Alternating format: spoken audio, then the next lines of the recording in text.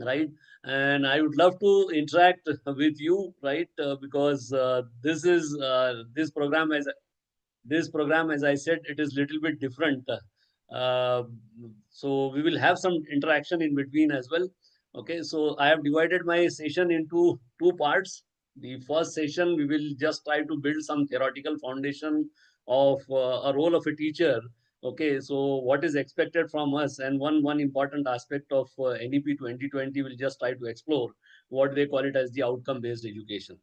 Okay, and then gradually we will move to the role of ICT, and then we'll have a look at, maybe probably in the second session, we will have some hands-on on some of the ICT tools, right? So this is what I have planned, but in between, if you would like to suggest me, I can accordingly I can mold my deliberation, right? So I am open to ideas all the time, right? And as a teacher, one has to be, right? So with this much, let me start sharing my presentation. Okay, just allow me to share my presentation. Okay. So probably my slides are visible to you, hopefully, correct? My slides are visible to you. Any one of you just confirm. I don't know whether you are allowed to. Yes, sir. Yes, sir. Yes, thank you. So the Thanks slide for the has been. confirmation. Yeah, thanks for the confirmation. Right. So this is what is there on the agenda as far as the entire 3 hours deliberation is concerned. That is, we will be having a look at what is ICT, and in what way we need to change, and how we need to upskill and reskill ourselves, just because of the changing changes that is being taking place, okay, due to the inception of you can say the ICT in general, and AI in particular, right? So ICT is an umbrella term, okay, which covers many aspects. Okay, so we'll just try to touch upon all those aspects. This is what I have planned for the first session, wherein I'll be discussing some theoretical aspects, as I said, right? Some foundation we'll just try to have a look at, wherein we will discuss, you can say, certain terminologies or psychologies of learning and instruction. Okay, we are all teachers, but I know those who are from maybe the science and engineering background. Okay, normally they do not undergo any sort of formal training. Okay, so we will not talk much on those aspects, but gradually we will move ahead. We will just try to have a look at what are the various terminologies used in this domain. Okay, then we will have a look at the teaching learning process in general, wherein we will discuss, you can say, the basic teaching model. Okay, so what are the building blocks of a teaching model? Okay, then what are the factors influencing learning? So what is learning, teaching, and training? All these aspects we will just try to have a look at, rather a cursory look. We'll not talk much on those aspects. What are the modes of learning? Then transfer of learning, and what are the various laws of learning? Right. Apart from that, the second half of the first session is basically dedicated to what is assessment, and how we can adapt, rather we can use certain assessment tool for teaching, learning, and so on, right? So wherein we will just try to look at some theoretical foundation of, once again, what is assessment, what are the various types of assessment, then which particular tool you must use, okay, for assessment purpose, what are their peculiar characteristics, and how you will decide upon whether a particular tool is a standard tool or not. So there is a specific criteria, what they call it as a SAMR model. Okay, so if you apply that SAMR criteria on any particular tool, any online tool for assessment in particular, okay, you may conclude that whether it is a standard tool or not, and accordingly you can adapt for that particular tool, right? Then in between we will have some. I'll offer you T in between. That is, we will have a look at what is technology enabled assessment tool. So T will be coming up maybe at around 4 o'clock, probably the right time for T. Okay, and then we will continue for the second session, wherein I will explain, rather I will give you some hands-on, maybe probably the live demo on some of the tools. Okay, so how you can utilize them for maybe teaching, learning, and assessment purpose. Right, now, having said this, this is what is there on the agenda. Okay, let us begin with the very first aspect of today's deliberation, and that is the various psychological learning terminologies. Okay, most of us, we do it in our day-to-day life as a teacher. But many times we do not give them the importance, or rather, most of the time we are negligent about them. So we'll just try to have a look at what is pedagogy, andragogy, teaching, training, and learning, and so on. Right. So before I begin my deliberation, I would love to hear from you. What is your understanding of pedagogy in general? Right. So there may be people from EdTech, okay, they may find it little bit very fundamental, but still, what do you feel? Now, see, please feel free to speak in either maybe in Hindi or English, even Urdu is again I am comfortable with, or Marathi, right? Because I am born and brought up in Maharashtra, right? And I hope all of you are from Maharashtra state only, right? So you may come up with your own perception with regard to all these terminologies. So, what is your understanding of pedagogy? Any one of you? What do you feel? क्या लगता है आपको? See, the idea behind asking this question is not to test your knowledge. Okay, it is just to get you involved in the discussion. Okay, and as I said, this NEP orientation sensitization program is not about the policy document and all. Okay, it is. Yes, sir. Yes, sir. Shah, sir, It's an please. art of teaching, sir. It is an art of teaching, as Zenat madam has rightly pointed out. It is an art of teaching. Anybody else who wish to comment on this? Any one of you? Yes, very How to correct. teach, sir? How How to to teach? teach? Yes, sir. Gautam Kedkar sir has said how best to teach rather. Okay, I'll correct it little bit. Right. The best methodology Great. to understand the concepts. Great. Great. Okay, so pedagogy is what we do in our day-to-day life. Okay, so being a teacher, we knowingly or unknowingly we use it. Okay, we use it. It's a part and parcel of our life, right? So let us try to have a look at in little bit greater detail. So it is, as somebody has said, it is the method and practice. Okay, but to be more specific, it is nothing but the method and practice of teaching, especially as an academic subject or theoretical concept. So whenever you are dealing with some theoretical aspect of a particular topic, okay, what do we do normally? We adopt maybe a chalkboard method or maybe some interaction within the class, okay, for a theory session. So whatever approach you adopt for explaining the concept is nothing but the pedagogy. Right. And as somebody has said, probably Gautam Kedkar sir has rightly pointed out, the idea is that is how best to teach. So if you look at the underlying principle of adopting some or the other pedagogy is how best to teach. The best possible manner we as a teacher, we try to pass on that information to our students, right? And it is also referred to as the theory of education, right? Those who are from EdTech background, okay, they may be well acquainted with, and this is the man behind this, that is the Harvard, okay, John Hubbard, right? So he referred to it as a theory of education, right?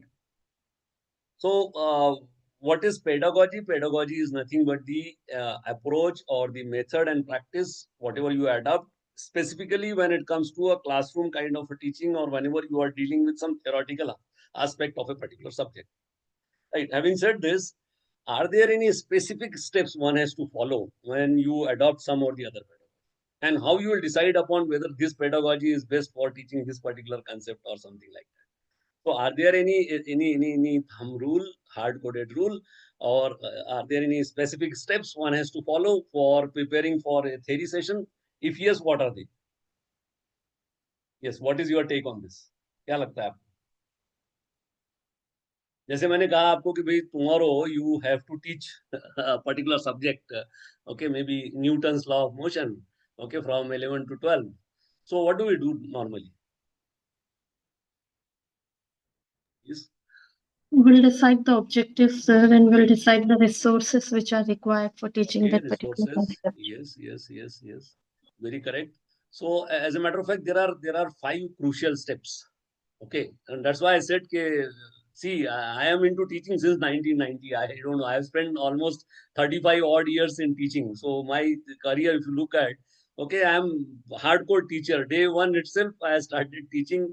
Passed out in 1990 from Government Engineering Amravati, very first batch of computer science and engineering, and the next day, 24th July, I remember, and was the date of declaration of my result. And 25th July, I started teaching. So we have never ever been taught that is how to teach, and that's why I said when I struggle as a teacher, then we have definitely undergone various maybe induction programs and so on, phase one, phase two. Those days again, those things were there, okay, wherein we have been exposed to all these concepts. So as a matter of fact, you need to follow a 5 step, okay, which are crucial for following some or the other pedagogy, right? So the very first step, as madam has pointed out, that is you need to prepare, then you need to go for a presentation, and let's say once you are done with this, you will gather some information. That is nothing but a part of preparation. Now in today's scenario, you may go ahead with some certain presentation tools like say PowerPoint presentation, or maybe whatever you feel appropriate for imparting that instruction. Ambekar sir, want to speak something? Okay. But if you look at the rest of the 3 steps, okay, this is expected when you actually deliver in the class. Okay, that is association, generalization, and application. Right. So what is association is as a matter of fact, that is as a teacher, if you try to associate the concept with the real life examples, okay, so that the students can easily digest it, okay, you are successful in your mission, right, as a teacher. So, but if you look at the first two component, almost all of us are really very good at those things. That is when it comes to preparation and presentation. But while dealing with the association, generalization, and application kind of thing, right? Most of us we struggle as a teacher. Okay, I'm making a little bit bold statement. You allow me to do so because this is just based on the experiences I have acquired over a period of 3.5 decades. Okay, so you have to excuse me for that. But anyway, what I intend to say is that is we do it in some way or the other. So now, the question is the second question which I have asked you, that is how you will decide that is whether this pedagogy is the best one. So, as a matter of fact, there is no one single method to teach one particular thing, right? You have thousands of methods and thousands of teachers, right? That's why the Chinese proverb is there, right? But the idea is you need to follow these 5 crucial steps, okay, when adopting some or the other pedagogy. Now, there is another term which I have tossed. If you look at, yes, sir, Siddeshwar Gore, sir, you want to speak something? Right? The another term which I have tossed, it is the andragogy. What is it? Any idea about andragogy and how it is different from pedagogy? Yes. Hello. Sir BEd में जो method पढ़ाए जाते थे वो अगर Yes. Use किए तो वो भी इज गुड पेडागोगी हो सकता है. ये अच्छा. अच्छा, आप पेडागोजी बोल रहे हैं, ठीक है. बीएड में जो पढ़ाए जाते थे, मे बी एक एग्जांपल देंगे आप थोड़ा सा for example? Simplicity to hardness side से ग्रेट, ग्रेट. सिंप्लिसिटी मे से बी. स्टार्ट करना चाहिए और हार्डनेस की तरफ जाना Yes, चाहिए. yes, yes. I'll come to that point, sir. You please remember. Okay, this is the very good, I think, point you have raised. That is how to start from the simplicity and how to move it to the highest level, the rather the most difficult level. Okay, that is what is there in our agenda as well. Okay, so I was talking about the andragogy. Have you heard this term? What is andragogy is all about? And what is the difference between pedagogy and andragogy? Right, andragogy, yeah, if probably, yeah, any one of you want to respond? What is your take on this? आप में से कोई बताना चाहेगा? What is andragogy? I hope you people are with me, right? See, again, repeatedly, I am telling you, the idea is not to test your knowledge. The idea is to just get you involved in the discussion. Okay. So andragogy is something. Pedagogy, Yes, ma'am. Yes, yes, please. pedagogy is for children, I think, and Yeah. andragogy is for Great. adults. Yes, great, great, great, great. You have rightly pointed out, madam. When you are dealing with adult learners, whatever approach you adopt is nothing but the andragogy, right?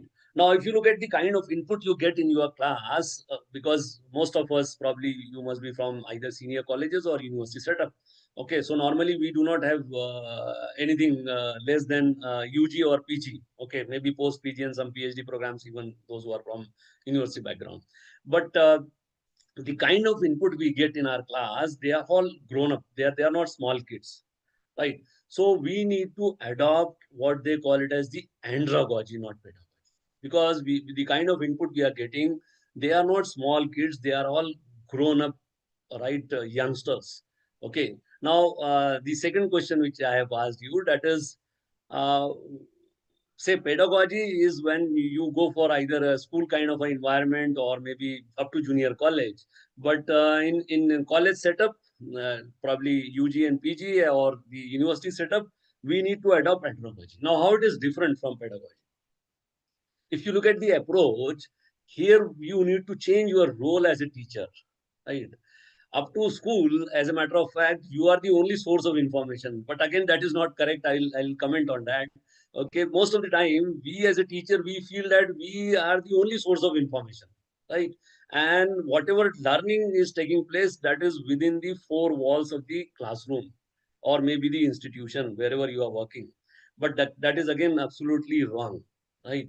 So, as a matter of fact, you need to change your role from a teacher to what they call it as the facilitator of learning.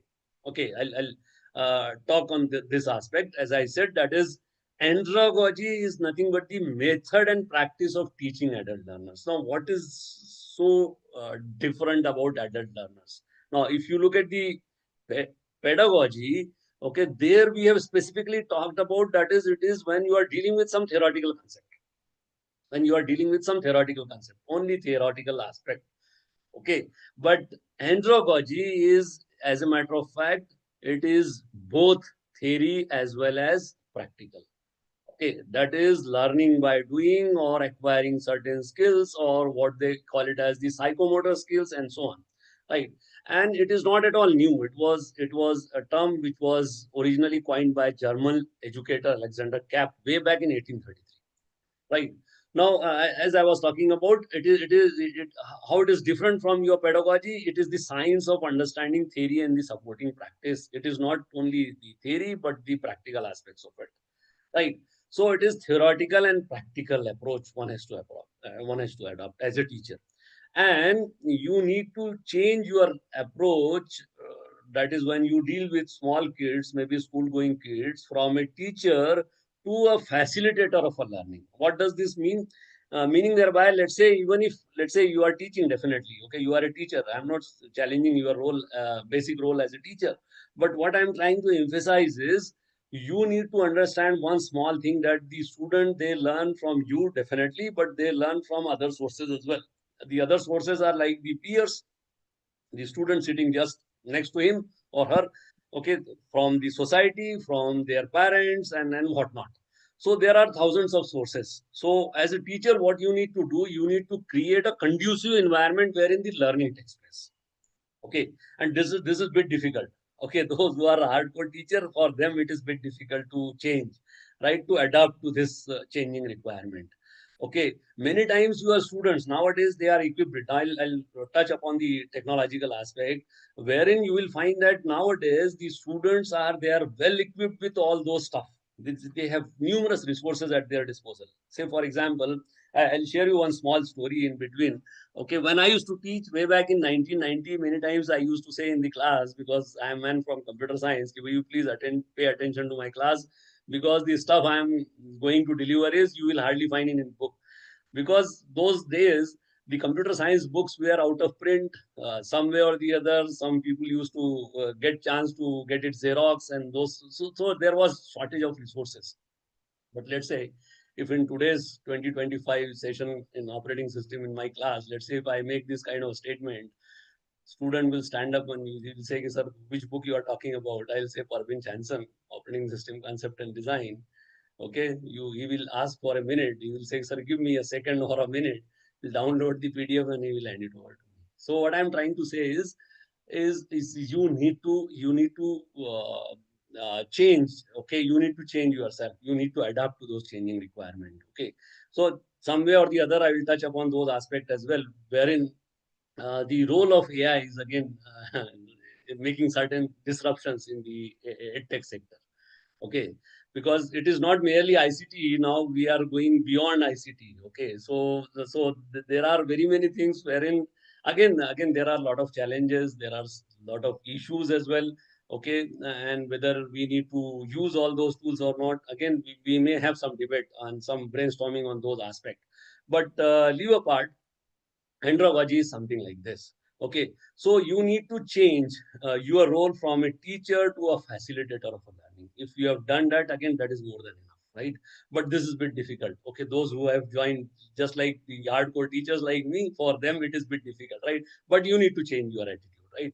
Now let us move ahead with certain few more terminologies. I think two more are left. Okay, rather three more are left. One is the teaching, second is the training, and the third one is learning. We'll go one by one, not more than 1 or 2 minutes. We will invest on these aspects. So, what is teaching to your mind? What do you feel? What is your take on this? What is teaching? What is teaching? What is training? And what is learning?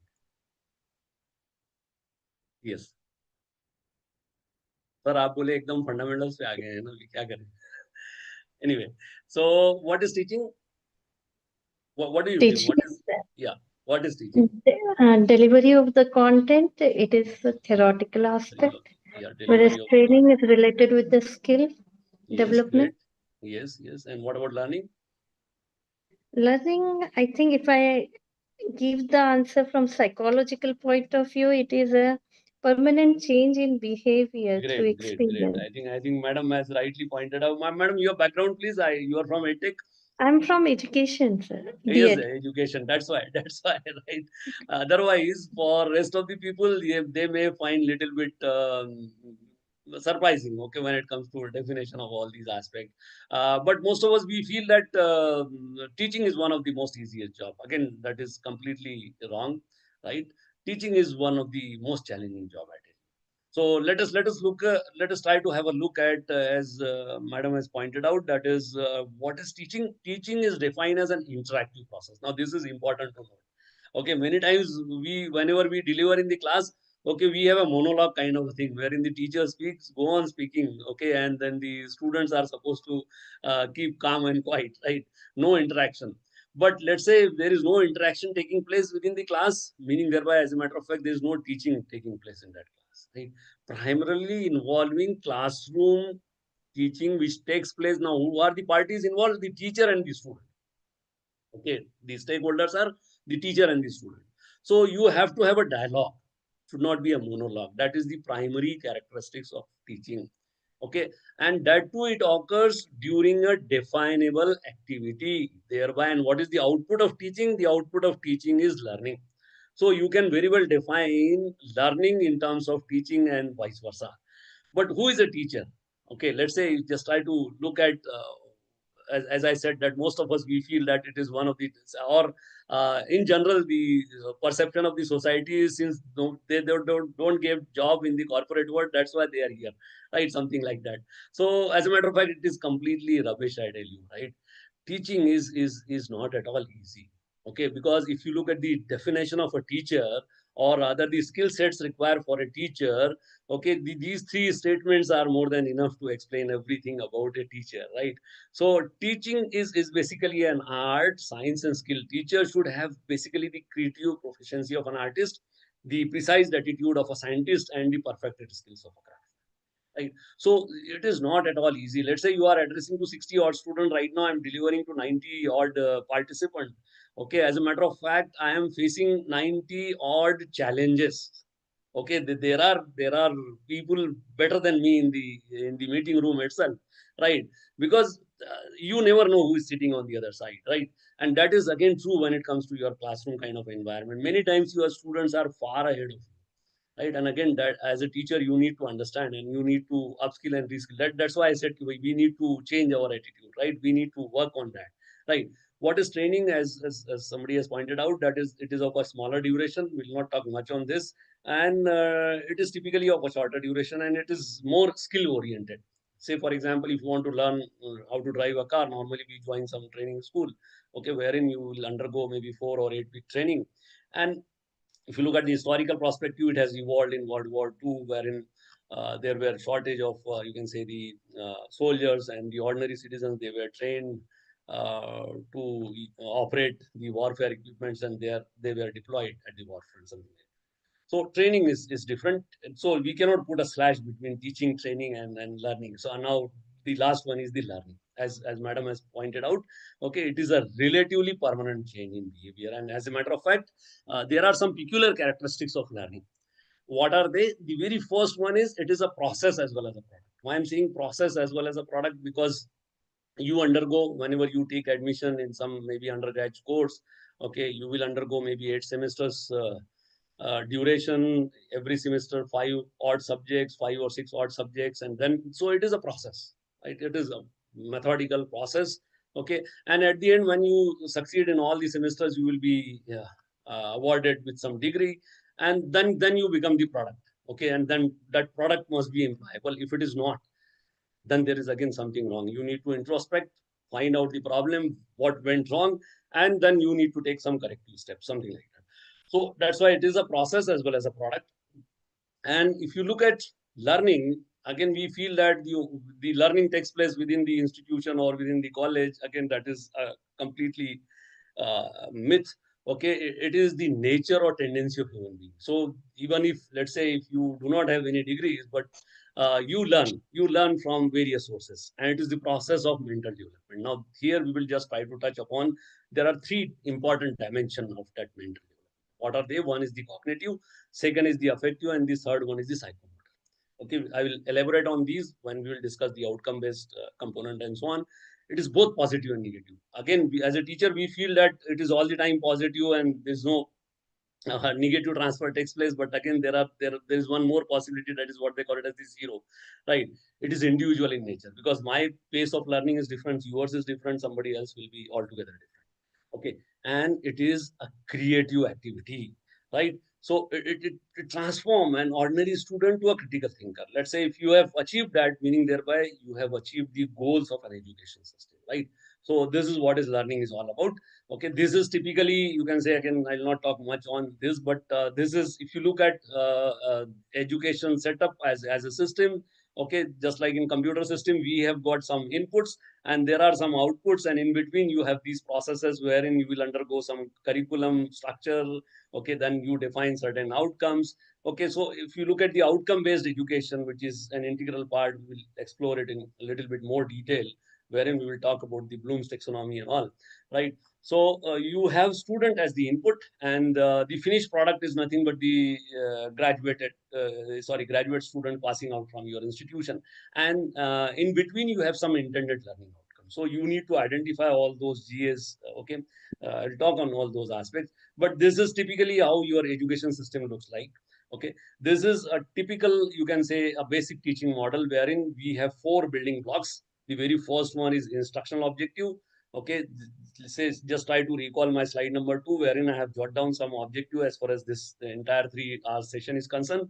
Okay, then you have entering behavior. That is your level or your understanding of the subject before joining that particular session or a course. Okay, that is entering behavior. That's why whenever you join some corporate training, normally they will ask you, rather they conduct the zero at the test. Okay, without teaching you anything, okay, they conduct a zero at the test so as to understand what is the level of your understanding of that particular subject. And then you will undergo some the instructional procedures wherein you will be taught various aspects of the training and so on. And then at the end, what do they do? Normally, again, they go for performance assessment. And same is applicable to our education system. Okay, and now if you look at these blocks, they are cyclic in nature. Okay, and why it is so? Why it is so? The idea, madam, I request you, I don't know who is talking, but I request you to mute yourself. If you have some important point to talk, you can very well ask me to stop. I will stop, and then you can go ahead, right? So these are the 4 blocks, and they are cyclic in nature because the output of one is given as the input. They are cascading in nature. Moreover, we have this feedback connectivity. Let's say if you want to diagnose, okay, when your student passed out and they are not employable, so you want to identify what went wrong. Okay, then you need to introspect. As I said, you need to gather feedback and accordingly take some corrective actions. Okay, and that is why these blocks are connected in that manner, right? Now, as I said, I'll not touch upon all these things. Instructional objectives: student should attend upon the completion of a segment. Entering behavior, it describes the student's level before the instruction begins. Okay, instructional procedure are nothing but the you can say the process. Okay, and the performance assessment. So the last component we will just elaborate in greater detail, wherein we will just try to make use of some ICT tools. That is how you can use certain ICT tools for assessment purpose in particular. That is what is there on the agenda. But before that, again, what are the factors which influence the learning? Let's say the personal factors are there. Again, these two things are critically important. That is the aptitude and attitude. Okay, if you look at the present education system, normally we are least bothered about these aspects. Okay, but if you look at the corporate recruitment process, you will find that they give due importance to this aptitude and attitude. Okay, normally they do not pick up students having 9.5 or 9.8 or 9.0 as a pointer. Okay, they pick student maybe from 7.0 to 8.0, and when you specifically ask them, they will come up with this answer, sir. The student may be good technically or theoretically or maybe in terms of skills, but when it comes to attitude, he is not a good fit for a teamwork or the organizational culture we have. So that's why this NEP is in this NEP we are giving due importance to this aptitude and attitude. That's why we have certain courses based on that. Right. So aptitude and attitude is equally important. It is not merely the theoretical knowledge or the practical knowledge which makes the difference, but definitely it is needed. I'm not saying that that is completely wrong, right? But in those areas, let's say if you are a little bit lagging behind, you can be trained in those aspects. Okay, but changing one's attitude or aptitude is a bit difficult.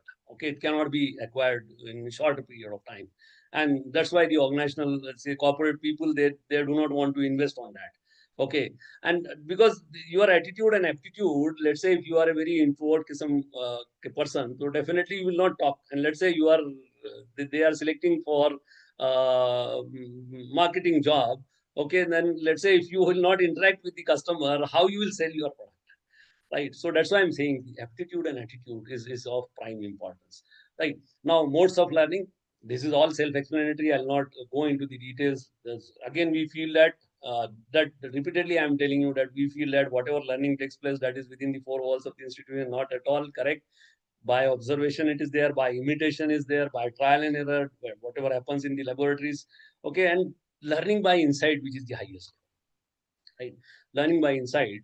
So the aim of an education system is to simply transform an ordinary student to a critical thinker, or a person having learning by insight capabilities, something like that, right? So these are the modes of learning. Transfer of learning, this I think I have touched upon, but we'll have a cursory look at this. That is, most of the time we feel that the positive transfer, definitely we aimed at getting that positive functionality, but there are few more possibilities, that is negative and zero.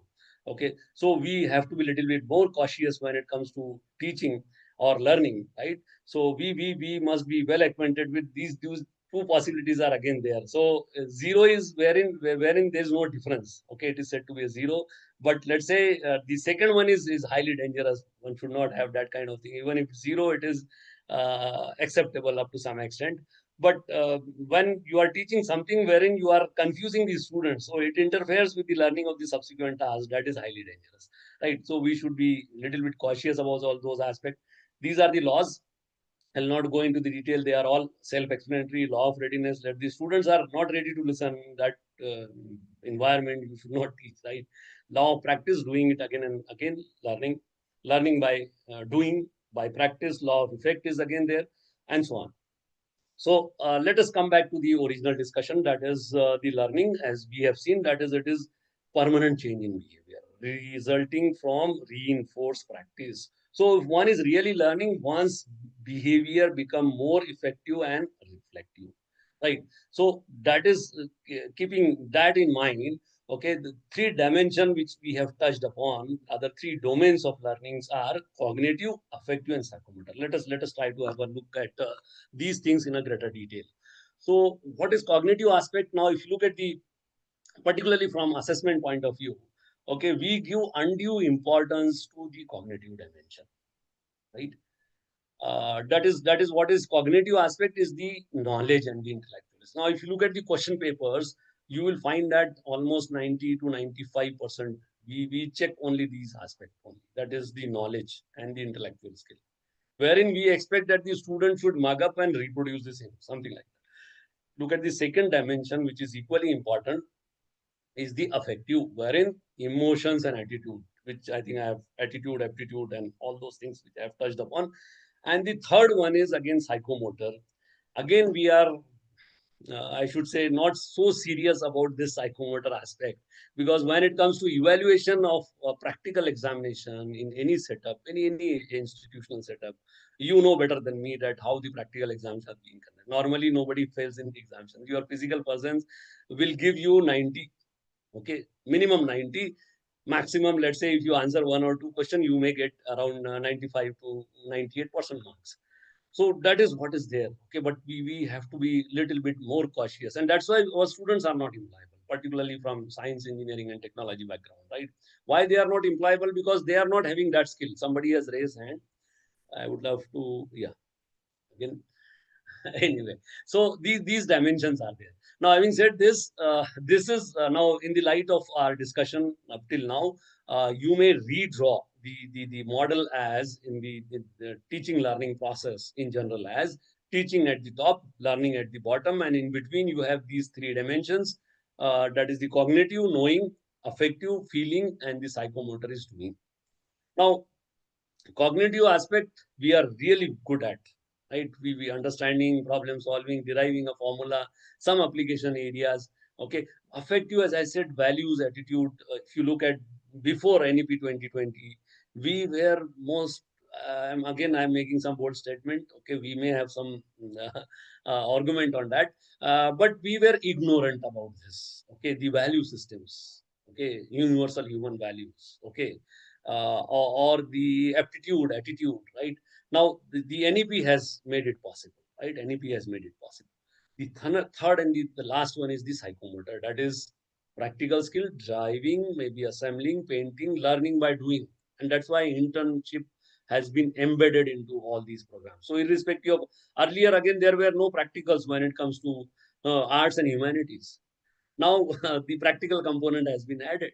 Why it is so? Because let's say you are undergoing a course, maybe BA in Marathi literature, okay, and when you are employed as a reporter of some newspaper agency, okay, so you don't know how to report because the language is altogether different. You may be very good theoretically, but when it comes to applying that knowledge in the real life scenarios, most of the students they struggle because they have never ever been taught, and that's why these inductions, right, all those programs has been made mandatory by this NEP 2020. Right. Having said this, so you have knowledge, skills, and attitudes. This is typically known as the KSA kind of a thing, right? So I'm not saying that knowledge is not important. Knowledge is very much important, but at the same time, skills and attitudes are equally important.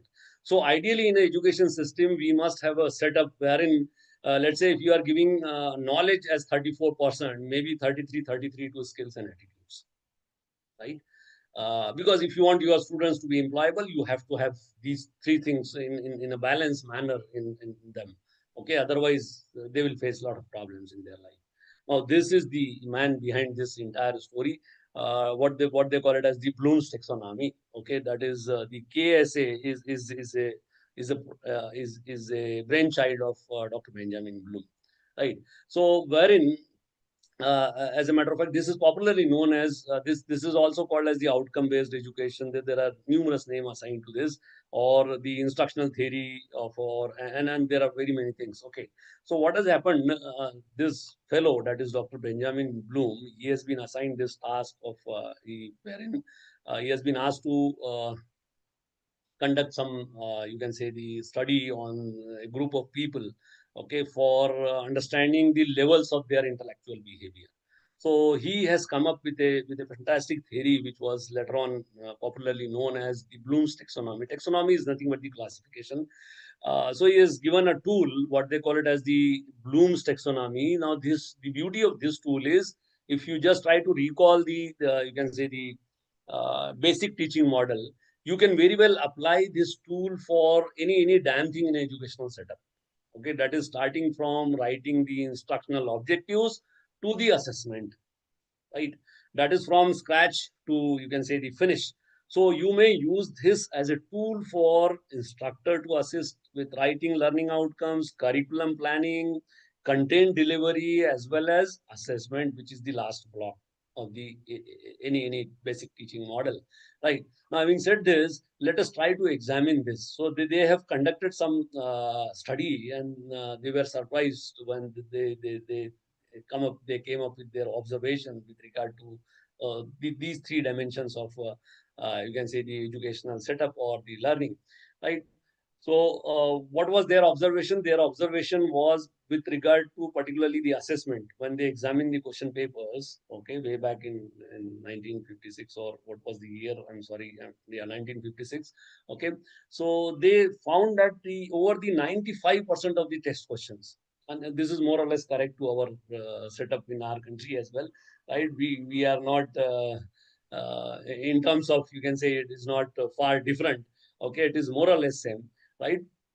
95% of the test questions student encounter require them, as some professor, I think probably Gautam Kedkar sir was talking about, the lowest level is nothing but the easiest level, that is the knowledge level. Okay, wherein you test the knowledge of the student.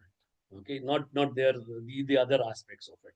Okay, so most of the time we work at the lowest level, easy level, right? Wherein you have keywords like say define, explain, and so on. Okay, I'll touch upon all those aspects, and it is hierarchical. So what they did, Benjamin Bloom along with his team, they have come up with a taxonomy wherein they have classified these learning outcomes into 6 different categories.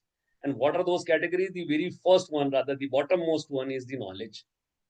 Okay, then comprehension, application, analysis, synthesis, and evaluation. So evaluation at the top, synthesis, analysis, then application. And the output of this, let's say you cannot directly jump from knowledge to evaluation. You need to go in this hierarchical manner. That is, the output of one level is the input to the next one. Let's say I want to work at this analysis level, definitely I need to have these three, that is knowledge, comprehension, and application. Okay, so it's not that easy, right? So you cannot directly jump to evaluation or maybe to the knowledge. Okay, so this is the classification which they have given up.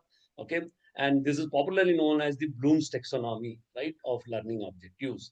Right, now how you can use this as a tool, okay, and how to identify at which level of Bloom you are working. Okay, it is quite easy. Okay, they have come up with some certain keywords. Okay, action verb, what they call it as.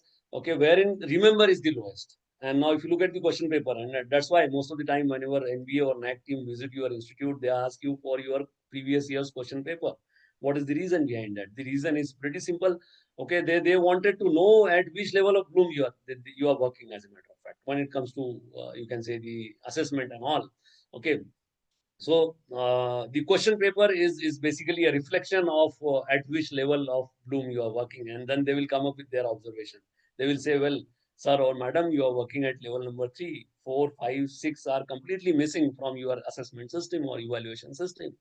Okay, then you need to justify, okay, how you are addressing those aspects and so on. Okay, now having said this, these are some of the, you can say the this definition is there, and these are the keywords which will indicate you at which level of Bloom you are working. Let's say you are using a keyword like say categorize, generalize, and reconstruct. Okay, meaning thereby you are working at synthesis level.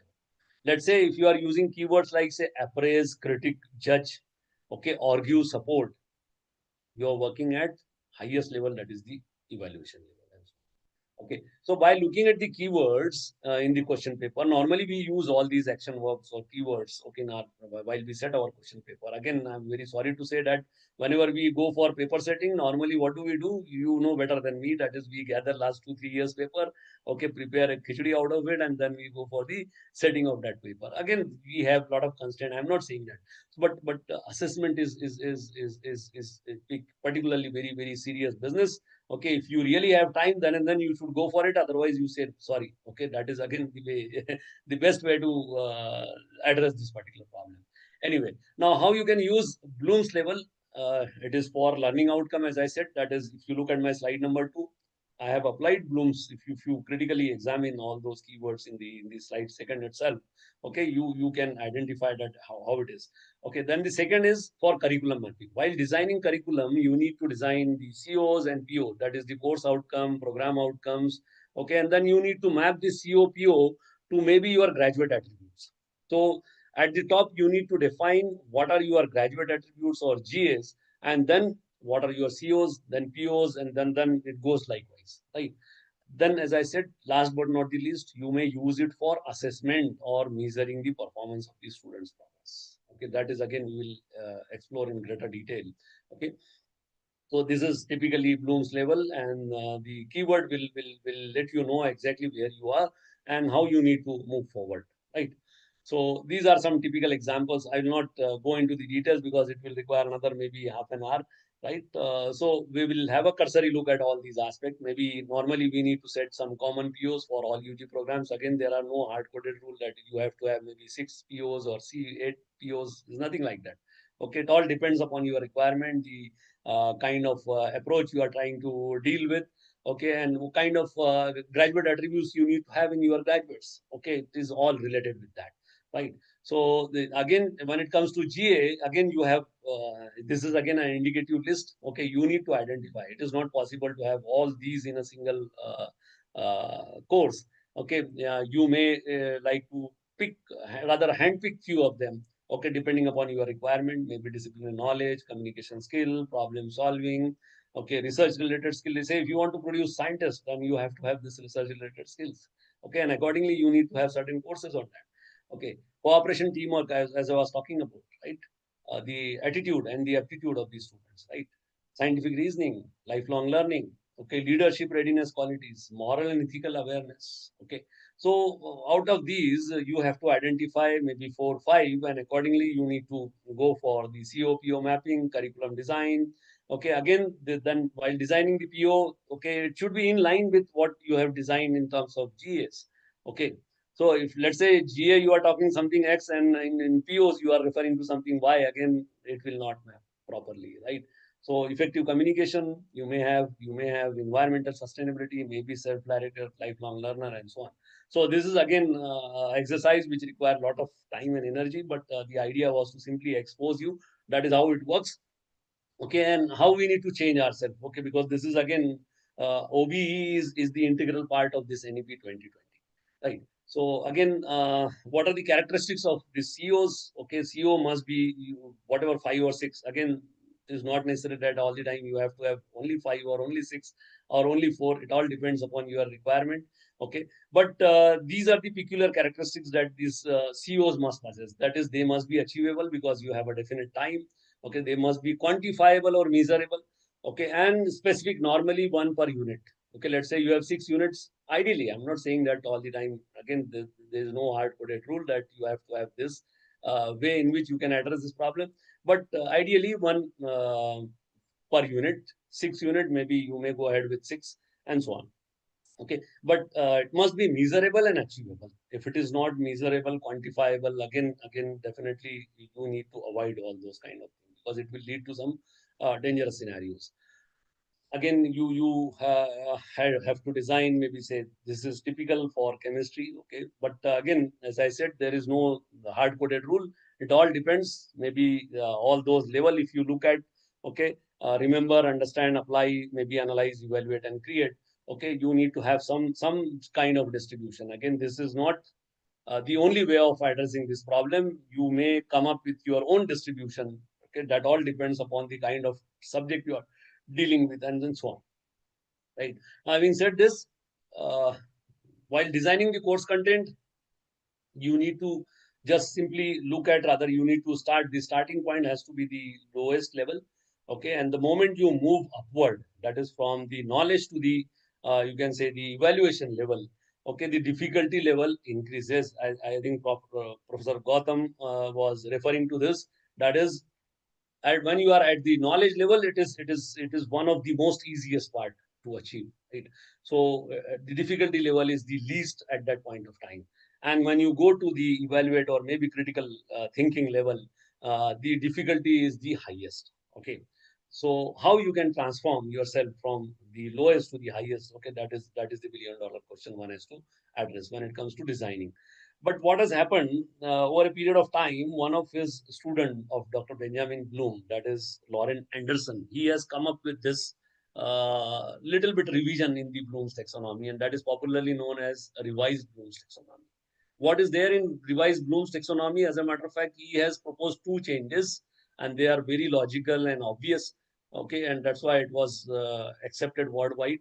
Okay, so what he did basically, he proposed a change wherein he changed all the 6 categories from noun to the verb. That is from knowledge to some verb, action verb, I should say more specifically.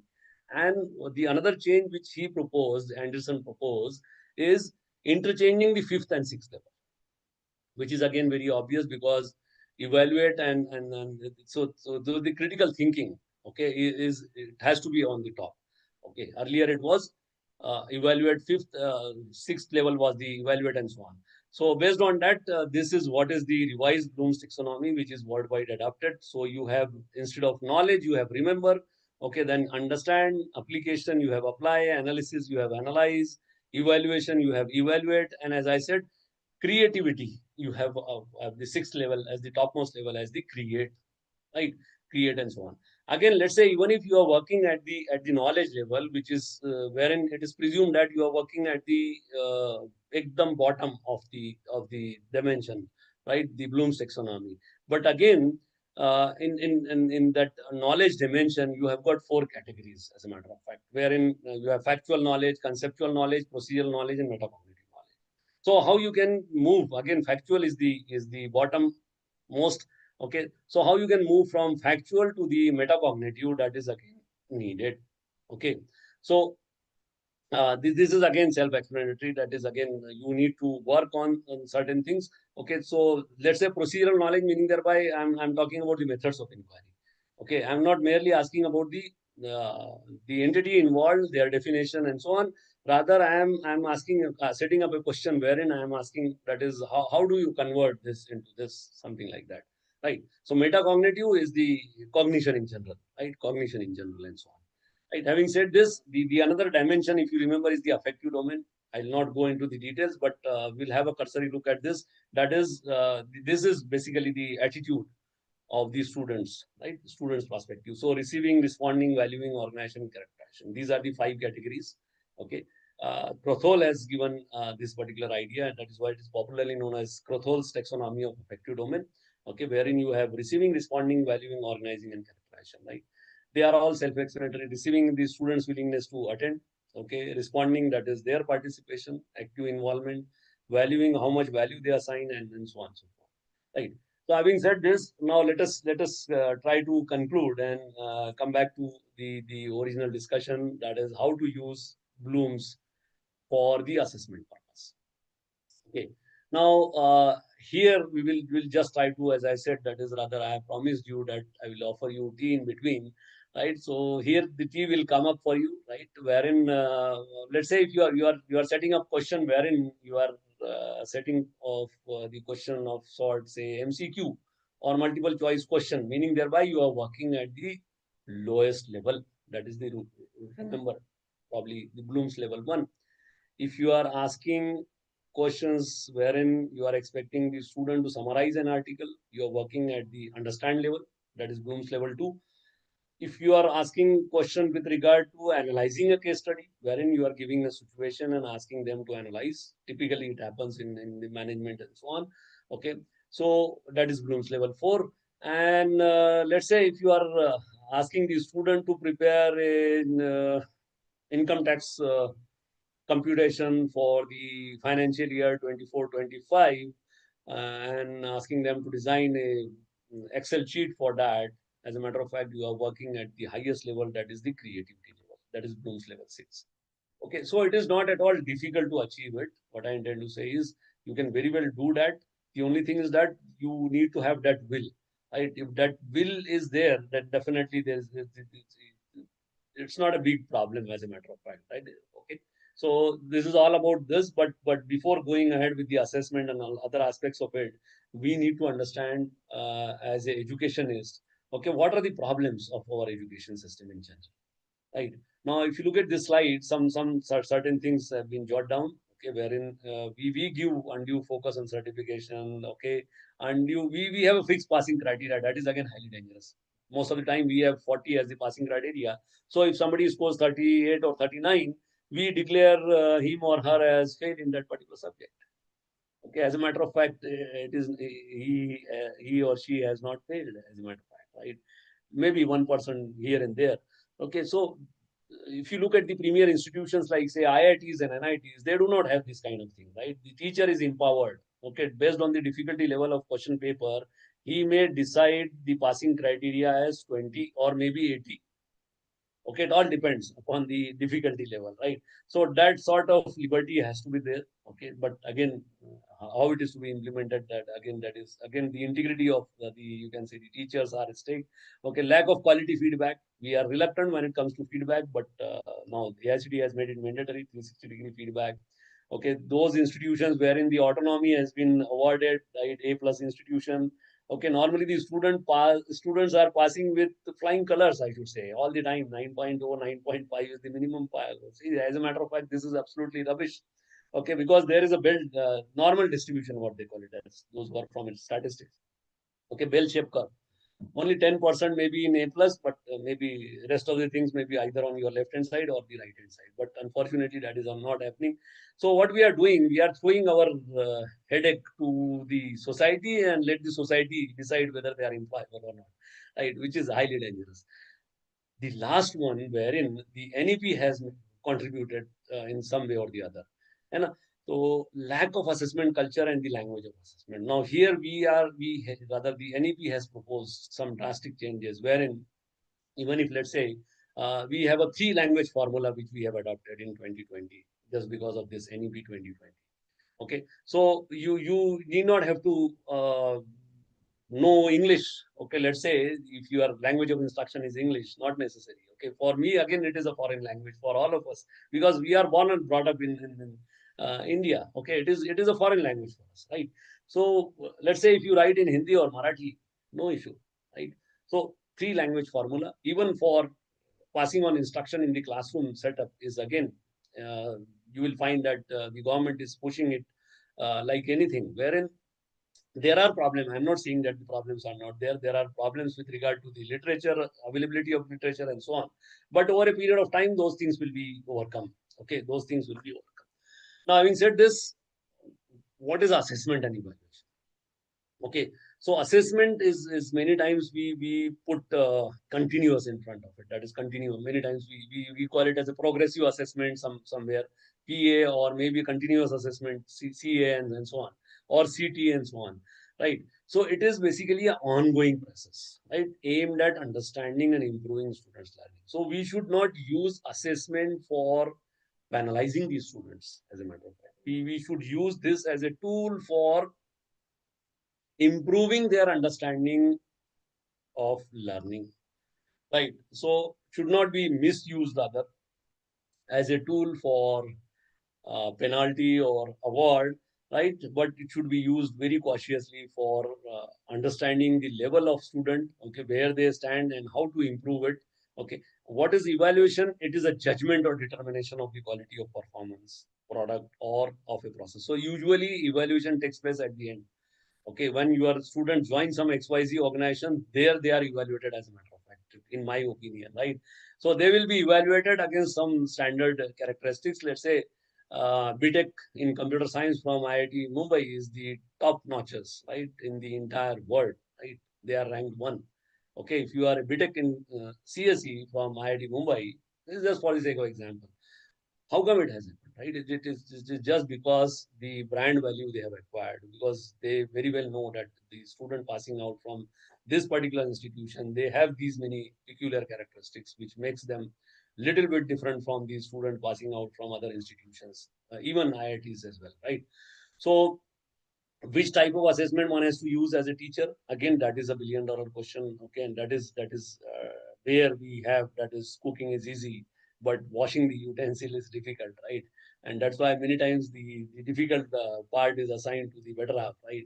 So similarly, on the similar line, let's say if you are delivering in a class, Okay, lecturing on a particular topic is bit easier, but when it comes to assessment, it is really very tedious and difficult task. So being a teacher, we need to understand this, right? So this is what is there. And as I said, rather as I promised you, that is tea I will serve you right in between. So here is the tea coming up for you, right? What is it? It is the technology enabled assessment. Now, how we can make use of ICT in general or AI in particular, AI-based tool in particular for evaluation purpose, right? So technology-enabled assessment, again, you have ways and means. Okay, you have thousands of tools, I tell you. Some of the tools I will just give you some sort of demonstration in the next session. But earlier, again, there was a myth with regard to all these tools. That is, these tools are good when it comes to objective type of testing, wherein MCQ, true and false, or to put it simple, maybe match the following sort of things were there. But they, when it comes to subjective evaluation, they were not at all good. But what has happened over a period of time? Now, all these tools, they are well equipped with this subjective assessment functionality as well, right? So you need not have to worry. I'll show you certain tools wherein the objective as well as the subjective assessment is again there. There are some diagnostic tools. Again, we'll just try to have a look at those tools. Summative assessment is there. So diagnostic is simply to understand exactly where the learner stands. Okay, just like you approach the doctor for diagnosing your disease. Okay, in the similar manner, we have certain tools. Okay, then integrative assessment is there. Okay, that is again possible. Okay, some of the tools you may be using in your day-to-day life. Okay, we'll just try to have a look at those tools as well from these perspectives. Okay, this is where you have in nutshell. So we will just try to examine some of these tools. Okay, for diagnostic assessments, Google Form you may be using it. Okay, some of you may be using it. So whether Google Form is a standard tool or not, again, we can very well decide on that. As I've told you, there is a specific criteria. Okay. So class kick, hot potatoes, maybe answer garden. Let's say if you want to gather feedback, so you may go ahead with this answer garden. Okay, then feedback, e-portfolio is there. Project, then Rubister e-portfolio is there. So I'll show you some of these tools in a live manner in the second session. Okay, collaborative learning, again you have. Now let us apply. Let us just try to find out whether this Google form is a standard tool or not. So as I said, this is probably the last slide. Okay. So wherein this is a model, what they call it as the SAMR model. Okay, it was developed by Dr. Ruben. And as a matter of fact, it is a framework for examining how you can incorporate technology in the classroom kind of environment. So each character of this SAMR stands for something or the other. As for substitution, let us apply to this to your Google form itself. Students can fill out the forms online. Yes, this facility is there. Augmentation, teachers can curate the students' responses. Again, this is there. Okay, modification, teachers and student can collaboratively analyze, contrast, and compare results. Okay, that is again there in Google form. Redefinitions, teachers can reach out unlimited learners. So, in short, we can very well conclude that this Google form is a standard tool, okay, which you can use it for assessment purpose. So on the similar line, if you must have observed that in the earlier slide, I have talked about that hot potato is there. Okay, so this is again a very fantastic tool. It is completely freeware tool. Okay, you can create. It is a bundle of tool. As a matter of fact, I will demonstrate you within some maybe in the next session.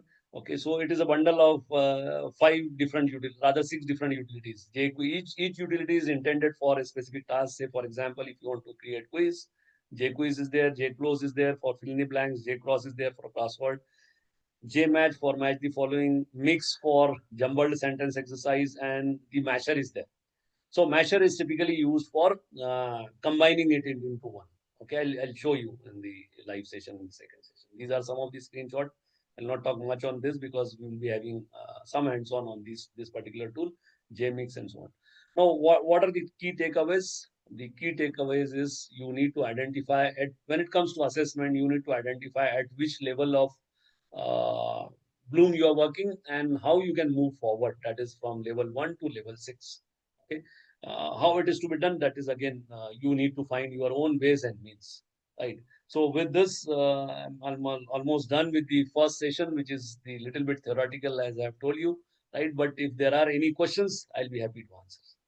Now the forum is open for discussion. So let me sum up what we have seen. Okay, we have started with some the psychological terminologies in teaching, learning, and so on. Then gradually we moved ahead to what they call it as the Bloom's taxonomy, and at the end, I think I have talked about something with regard to the technology-enabled assessment. That is how to use ICT.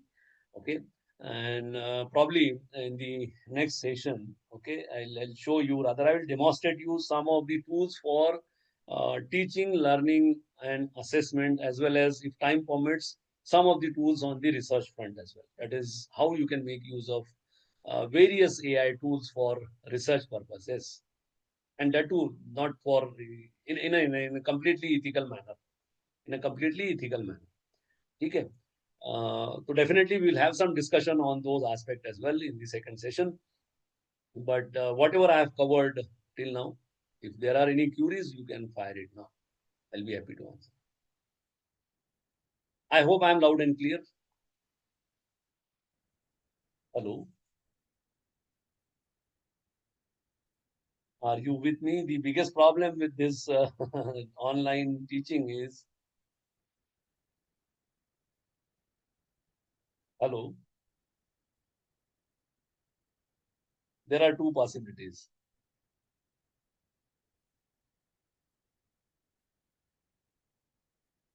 I will not specifically, let me stop sharing first of all, so that we can interact. Yes. Anybody who wish to ask anything? Yes, sir. Sharmila madam is saying, yes, sir. Anything आप में से कुछ पूछना चाहेंगे? कुछ आपको लगता है कि भाई एज ए टीचर अपने को कुछ चेंज करना चाहिए? पहली चीज ये बताइए कि ये टूल्स अपन ने करने चाहिए या ना करना, या इनको यूज करना चाहिए या नहीं करना चाहिए? What do you feel? What is your take on that? Your students are undoubtedly they are using it. I don't know whether you have came across situations wherein when you go through the email fired by your student, you will be shocked to see the contents. Okay, I have experienced it many times. है ना, मैंने बहुत बार देखा है, जब बच्चे से आप इंटरेक्ट करते हो तो then you realize he is not in position to speak a single statement correct in English, but when it comes to drafting an email, okay, drafting an email, he is doing it fantastically. How come? Right? He's using.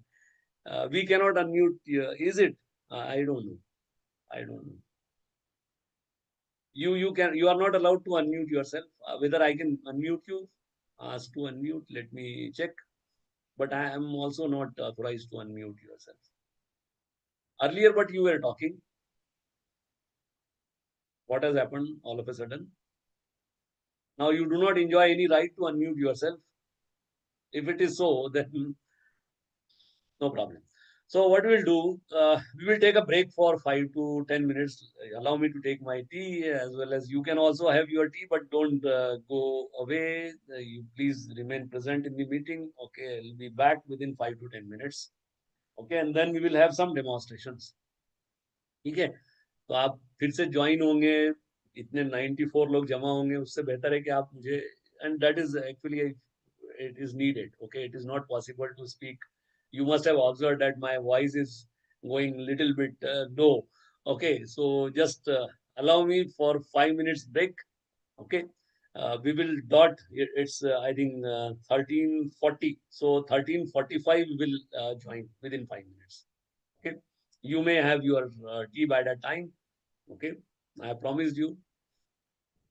So we will take a break for 5 minutes. Okay, thank you very much. Some of you, if you can convey to the moderator of this meeting or the host that they should allow you to unmute yourself. Okay, if that is possible, just try to explore that possibility. I don't know who is coordinating, but Rafe sir, I think he is, again, he said that he is having some other session, so he must have gone. But if it is possible, because without interaction, I don't think that things will move forward. Right. Thank you.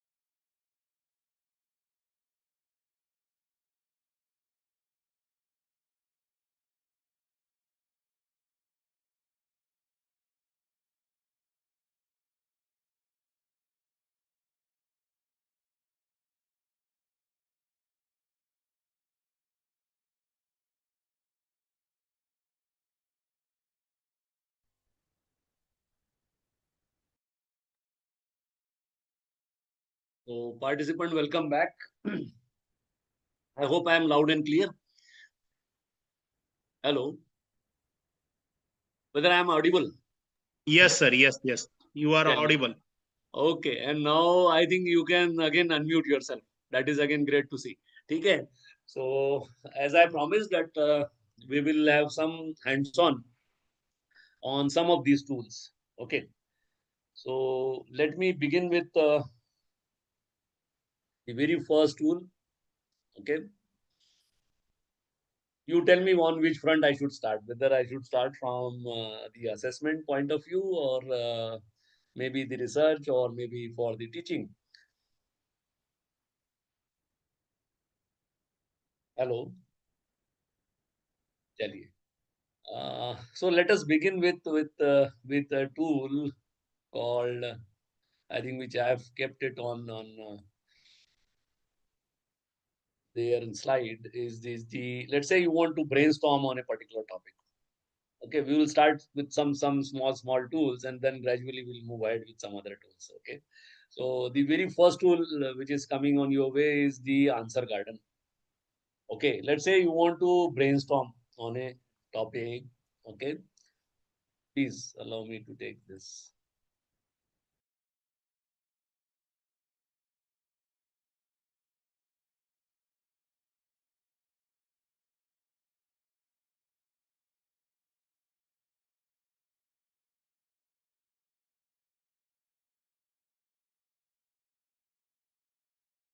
Sorry for the interruption. As I said, that is answergarden.ch. What for this tool is typically used? This tool is used for maybe brainstorming on a particular topic. Let's say you are teaching in online mode. Okay, maybe you need to brainstorm on a particular topic. Okay, you may use it. You may use it for gathering the feedback from the participants or students. Okay, and let's say if you are completely new to this tool, no need to worry. Okay, it is completely free. Beta version is free, but let's say all these tools, whatever I will be showing you, the beta version of these tools is completely free. So this is the answergarden.ch. So you need to simply Google it. I hope my screen is visible to you, right? So we are exploring the very first tool, what they call it as the answergarden.ch. Okay. So this is the URL for this. Okay. Now, if you look at maybe answergarden.ch. Okay, what for you can use it? Answer garden demo is there. Okay, let's say you want to create your first answer garden. You need to simply click on this plus sign. Okay, click on this plus sign. Okay, moment you click on that plus sign, something like this will appear on your screen. Create a new answer garden. Now here you may type maybe the purpose for which you want to create. Let's say the feedback.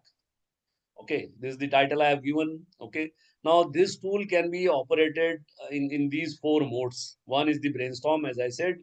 Second is classroom mode. Third is the moderator mode. And the fourth one is the logged mode.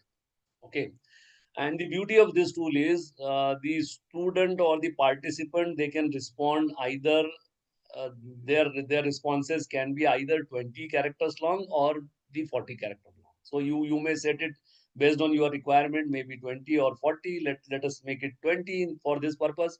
Okay, you may generate a admin password. Okay, whatever you keep it. Okay, you may put some email over here and so on. Okay, then let's say if you want to see the responses or you want to moderate them as per the requirement. Okay, you may go ahead with what they call it as lowercase, uppercase, and no change kind of a thing, right? uh, so that is again possible. Okay, let us try to work on this. Okay, so I'm making it, let's say uppercase. Okay. Moment you scroll down, you will find that there is a button called create. Simply click on that create button. Okay. The answer garden will be created for gathering the feedback. What you need to do is you need to share this URL with your participants or student. Okay. Okay. So you can very well do that.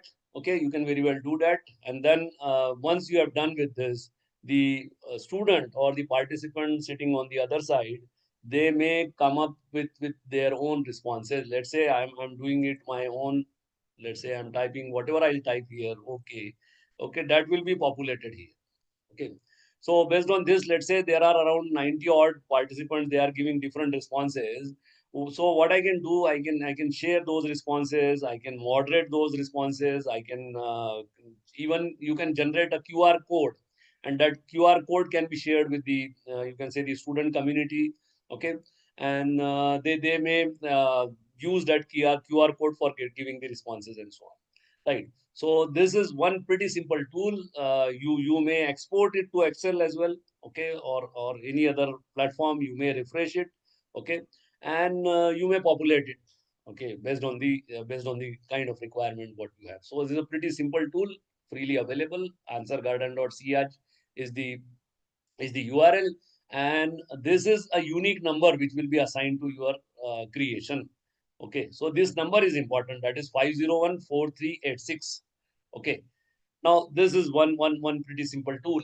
Okay, but whenever I'll be going for something other, right, some different tool. Okay, I'll just want to know your confirmation. That is, let's say if you are already using it, what we will do, we'll skip that tool. Okay, it may be possible that some of the tools you may be using it. Okay, so we will skip it. We will go to the next one. Okay, so one simple tool which is again coming up on your way is basically the notebook LM. Have you heard this tool? For some of you are using it. It is basically a product of Google. Okay, notebooklm.google is the URL. For using this tool, again, you need not have to pay anything. It is completely free. Okay, you need to have one Gmail ID. That is more than enough. Okay, but again, I'll advise you that don't use your personal Gmail ID for using all these tools. Rather, you create a separate Gmail ID for this particular purpose, because what will happen? Otherwise, your inbox will be flooded with all these emails, okay, asking you to go for a full-fledged subscription and so on, some commercial product specification and so on. So notebook LM, okay, let's say whether you are using it, maybe some of you are using it. Yes, say yes or no, at least in the chat box. Okay, or maybe you can unmute yourself. Okay, if it is possible. Whether you are using this tool, if yes, okay, we'll skip this. Are you with me? First of all, there are around 91 participants in the meeting. Okay, let me put my camera on so that at least you can see my face, right? So whether you are using this tool, repeatedly I'm asking you, whether we need to skip this or we should go ahead with this. Basu madam? You should go ahead, sir. Okay, We thank are you. not in. Thanks. Okay, thanks for the confirmation. So what you need to do, as I said, that is notebooklm.google is the URL. And as I said, that is for using this tool or most of the tool here onwards, whatever I will show, you need to have some Gmail ID with you. Okay, or otherwise you may use your personal Gmail ID. There's no problem as such, but don't use your official Gmail ID, because most of the organizations, they do not allow. Okay, so you may face problem. Let's say, for example, right now, okay, if I go for this try notebook LM is the URL. Okay, sorry, is the button you need to click. Okay, what I did basically, I have gone for notebooklm.google is the URL. Then you will find something like this on the screen. Go to this try notebook LM button, click on that. Moment you click on that, okay, you will find something like this. As at present, I have logged in as a director HRDC sgbu.ac.in, and my organization policy doesn't allow me to go for use of this kind of tool. Okay, you will face problem, but you for resolving this issue, you need to simply go to switch to a different account, maybe your personal Gmail account. Let's say go ahead with my Mohammadatik.gmail. Okay, moment you go ahead with that, okay, it will work, right? Now This notebook LM is basically for teaching learning purposes. Okay, as the name suggests. So you can learn any topic. Let's say you want to learn about a particular research paper. Okay, particular research paper is there, and you want to learn everything about that paper. Okay, so your learning will be very enjoying if you use this tool. Okay, so simply go for this create new notebook. Okay, now you are creating your new notebook. Create new notebook. Click on that. Moment you click on that, you will find something like this on the screen. Right now, here I can specify various sources. Okay, I can get the file. Let's say if it is stored on my hard disk, I may use this particular option, that is choose the file from my hard disk. Or there are three more possibilities. What are they? Number one, let's say if my file is lying there on my Google Drive, I may use this Google Drive option. Let's say I want to gather some stuff, or rather I want to embed, or I want to learn from a website. Okay, some data or some paper which is available on a website or maybe on a YouTube, some video is available. I want to learn from that. I want to extract data from that. Okay, I may use this link option wherein I need to provide the entire information, right?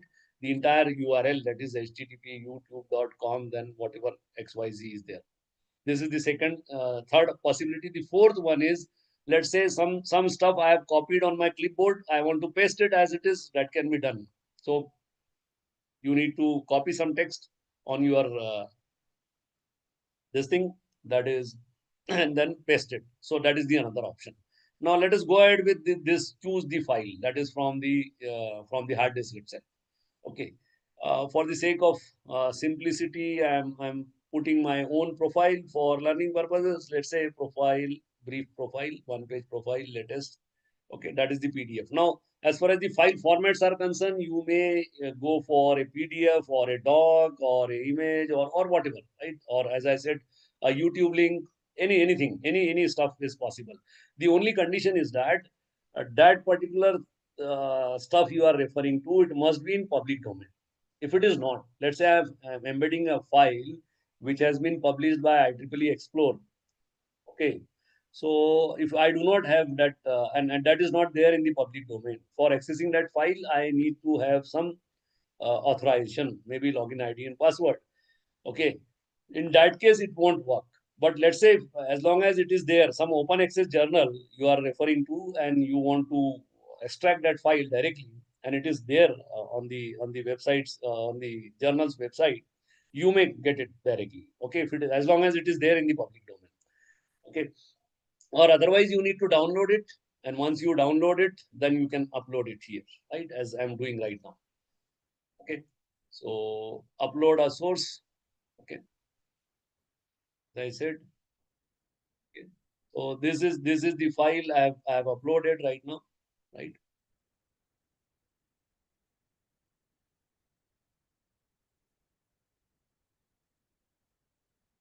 Actually this happens at the cloud, Google Cloud.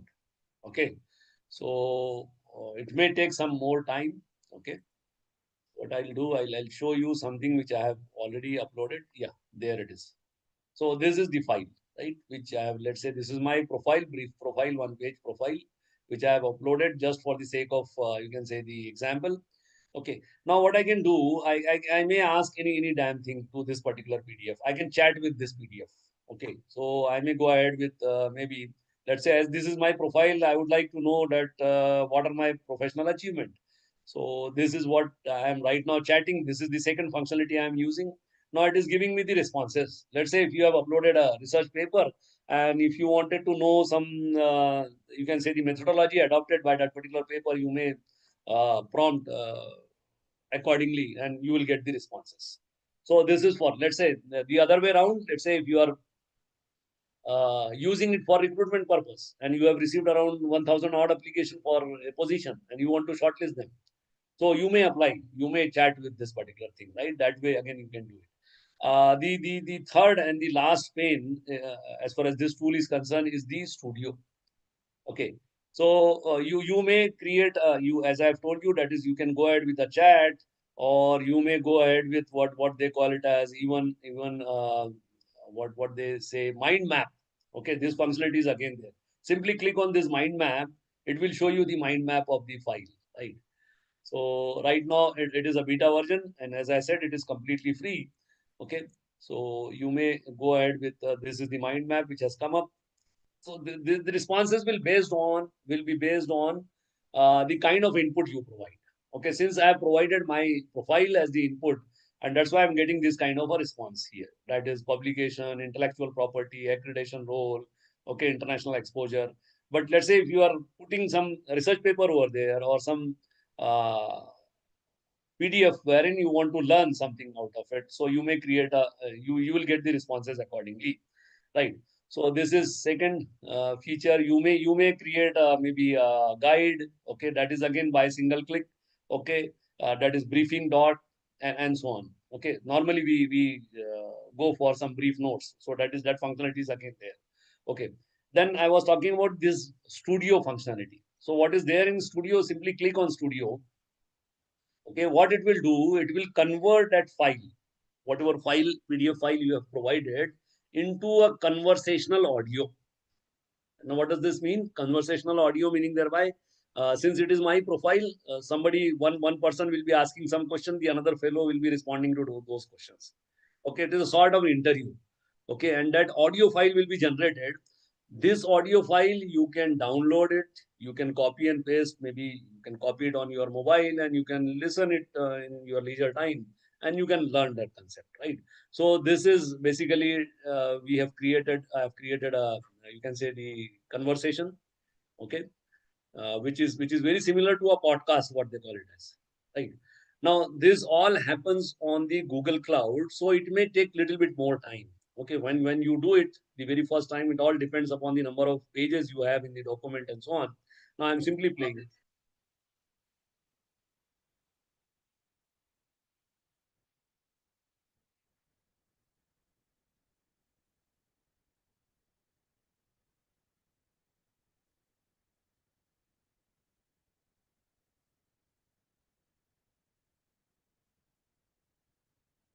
All right.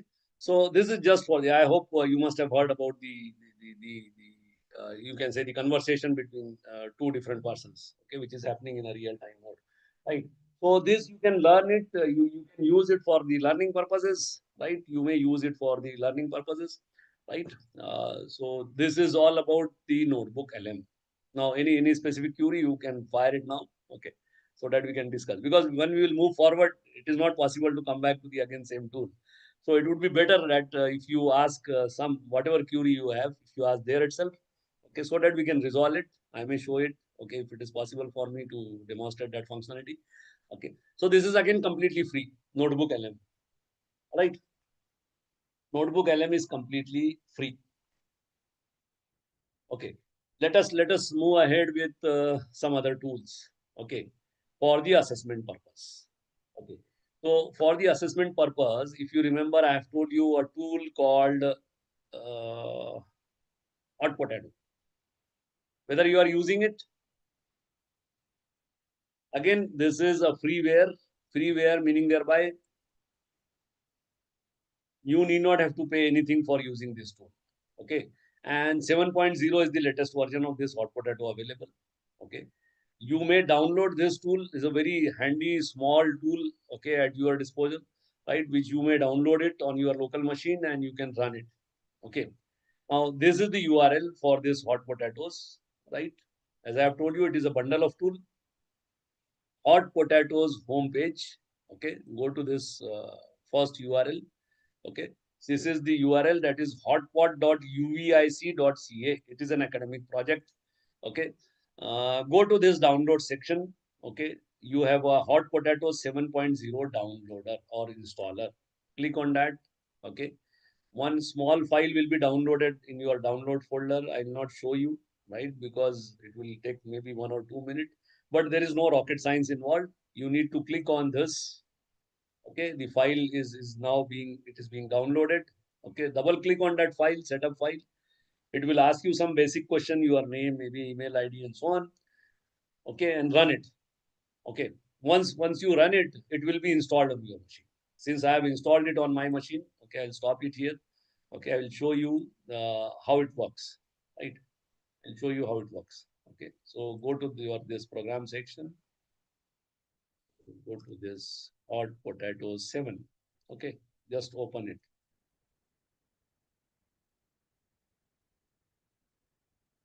Right. So as you can see here, that this is something. Okay, this is something. As I have told you that this is a bundle of tools. Right. This is not one single tool. It is a bundle of tool. As you can see on your left hand side, you have 5 different tools called as JClose, JQuiz, JCross, JMix, JMatch, and so on. Okay. And on your right hand side, you have a masher. So if you just try to recall, the functionality of masher is you can combine whatever 5 different exercises you have created with JClose, JQuiz, JCross, JMix, and JMatch into a single unit using this masher. I will show you everything, right? I will show you. So let us begin with maybe creating an exercise. This is completely freeware, meaning thereby you need not have to pay a single fee for using this particular tool. This is built on a philosophy, what they call it as free and open source software, FOSS philosophy, right? So let us start with a quiz. Okay, simply click on this J quiz. Okay, moment you click on J quiz, you will find something like this on the screen. I hope my screen is visible to you. Here you may give some title. Okay, exercise 1. Okay, here you can type some question, whatever you feel appropriate. Okay, let us try only one question. In which years World Wide Web publicly available?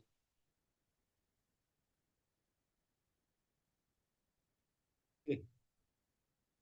Now I have lot many possibilities here. If you look at this drop down, okay, you may have MCQ, you may have short answer as I was referring to, that is subjective question. Again, you can set, okay, short answer, hybrid, or multi-select. MCQ again, multi-select. Again, that is possible. Right.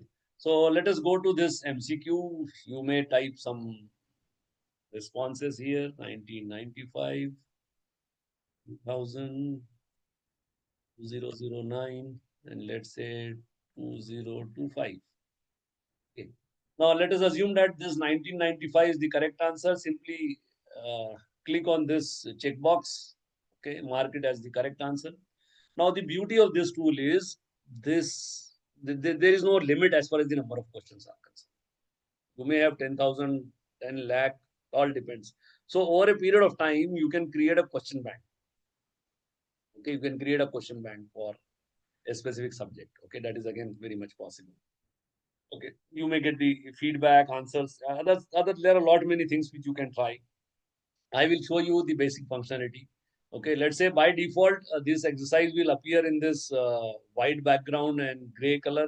Okay, with some maybe black and white kind of a scenario. But let's say if you want to change it, you can go to this. This is red question mark is basically help.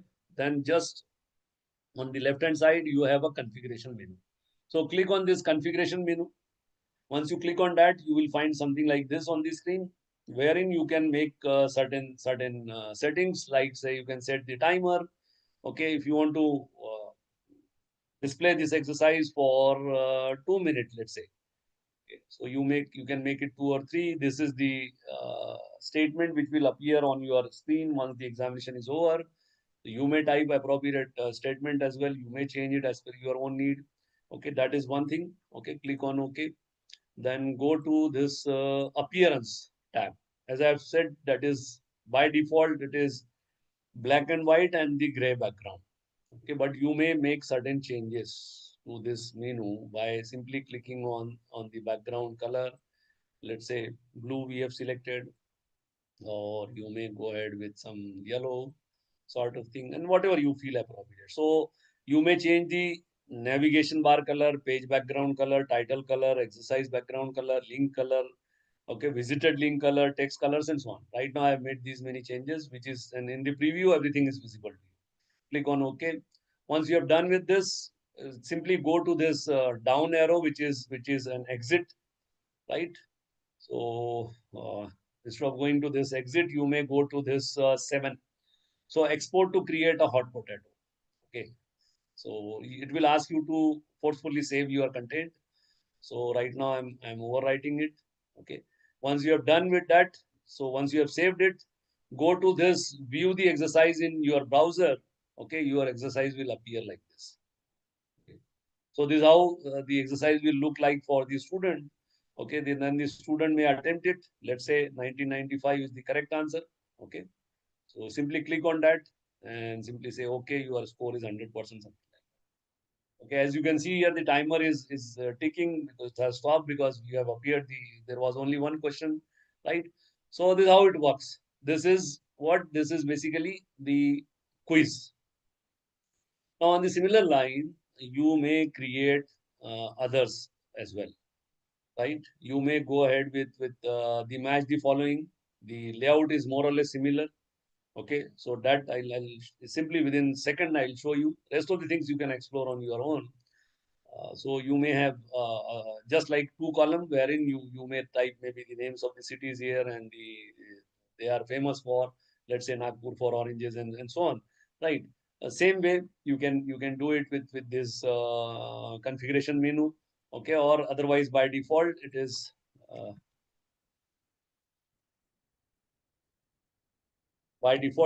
gray and background. Just for the sake of simplicity, I'll show you very fast. Nagpur, Amravati, only 2 things we will take. Okay, Nagpur is for, let's say, oranges. Okay, Amravati may be for cotton and so on, right? So this is again, you may fix it on the right hand side. You may find that this is fixed and so on, right? So you may fix it depending upon your requirement. Simply go for this 7. Okay, save it. Right now I'm doing it. Okay, view the exercise in your browser. So it has come up, right? You may check it. So Nagpur for oranges, Amravati for cotton, right? And check the answer. Okay, something like that. So this is match the following. Then you may go ahead with JMix. Okay, that is jumbled sentence exercise. Okay, this is very again similar, but the approach will be little bit different, right? Then you can create your what they call it as a J close. Okay, maybe let's say you want to create a fill in the blank sort of exercise. So J close is for that. Okay, wherein you need to type the statement here and you can create the gaps and so on. You can delete the gaps and so on. Then this crossword is again important. Okay, you may go ahead with this crossword. Okay, so crossword little bit different in a sense, that is you need to go to this manage grid, and if you are a first time user, go for this automatic grid maker, type certain keywords here. Okay, okay, one keyword at a time. Let's say sister, UK, and maybe few more, like say trip. Okay, make the grid. Now it has made the grid. Okay,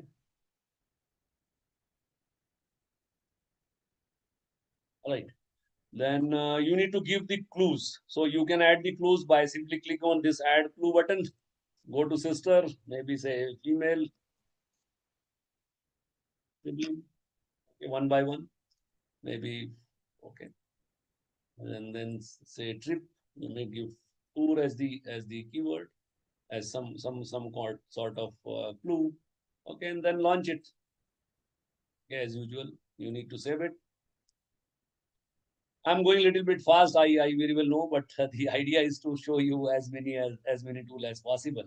Okay, so you may type the answer here. Okay, sister. Okay, then let's say something like that, and so on. Check the answers. Okay. So this is all about this. Now let me show you the last utility in this tool is the masher. That is how to use this masher. Simply click on this masher. Once you click on masher, you will find something like this. As you can see here, you have a button called add files. Click on add files.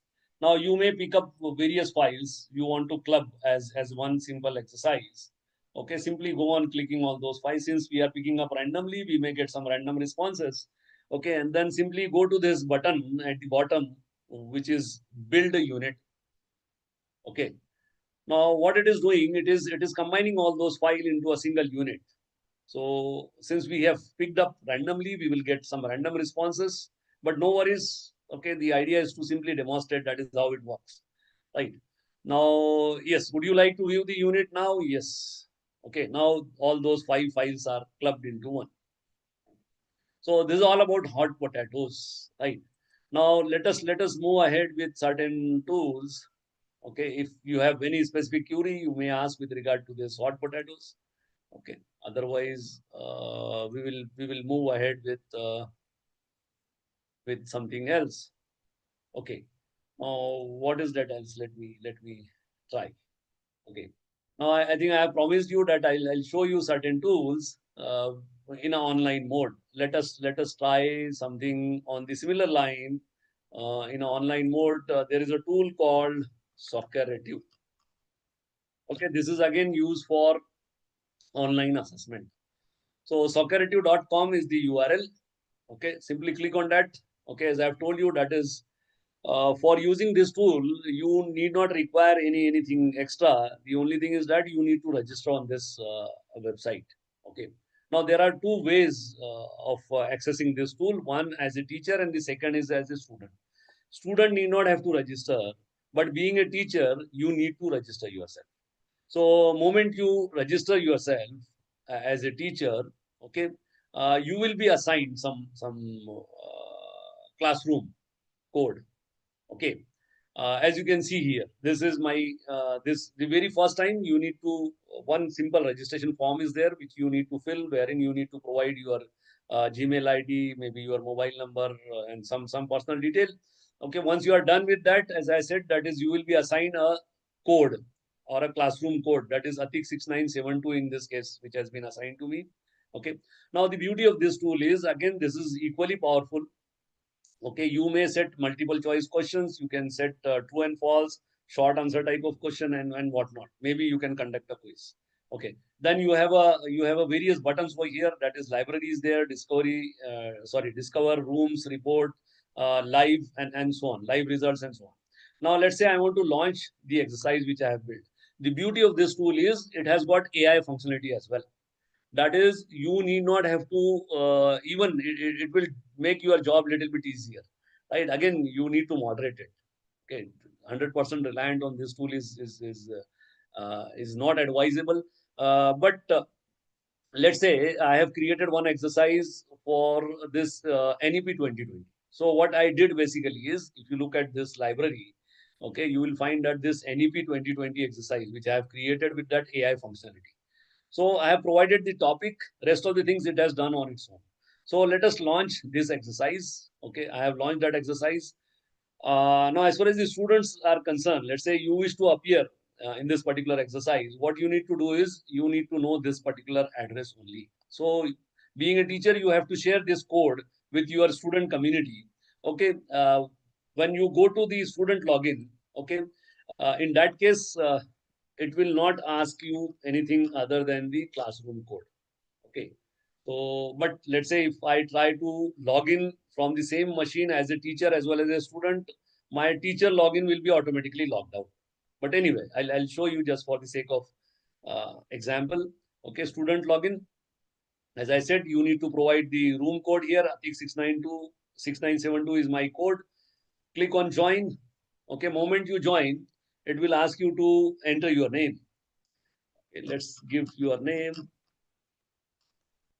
What is today's date? It is, let's say, 28th July 2025. So as to simply distinguish, that is the only reason. Okay, done. Now what is happening? The questions are coming up one by one. Whatever exercise I have launched, that will start appearing here. Now, if you look at this, there are only 5 questions, as a matter of fact, in this particular exercise.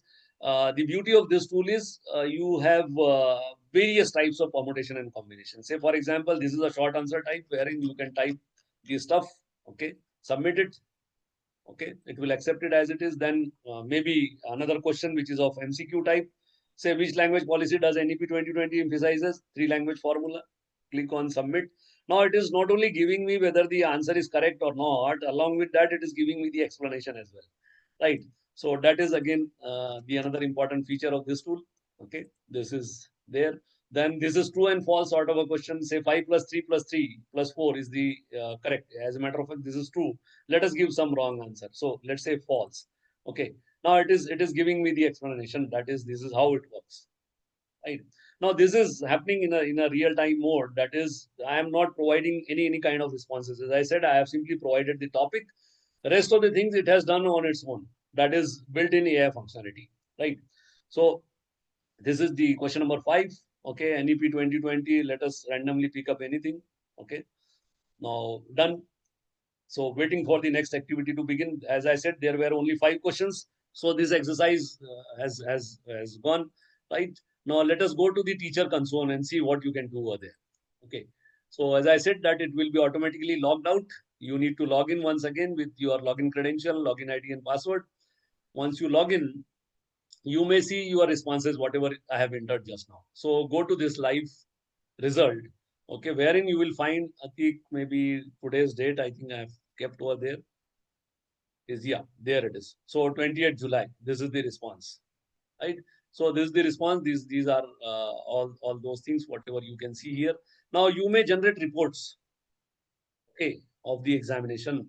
You may add up rooms, but as far as the free version or the beta version is concerned, it will not allow you to go for more than one room.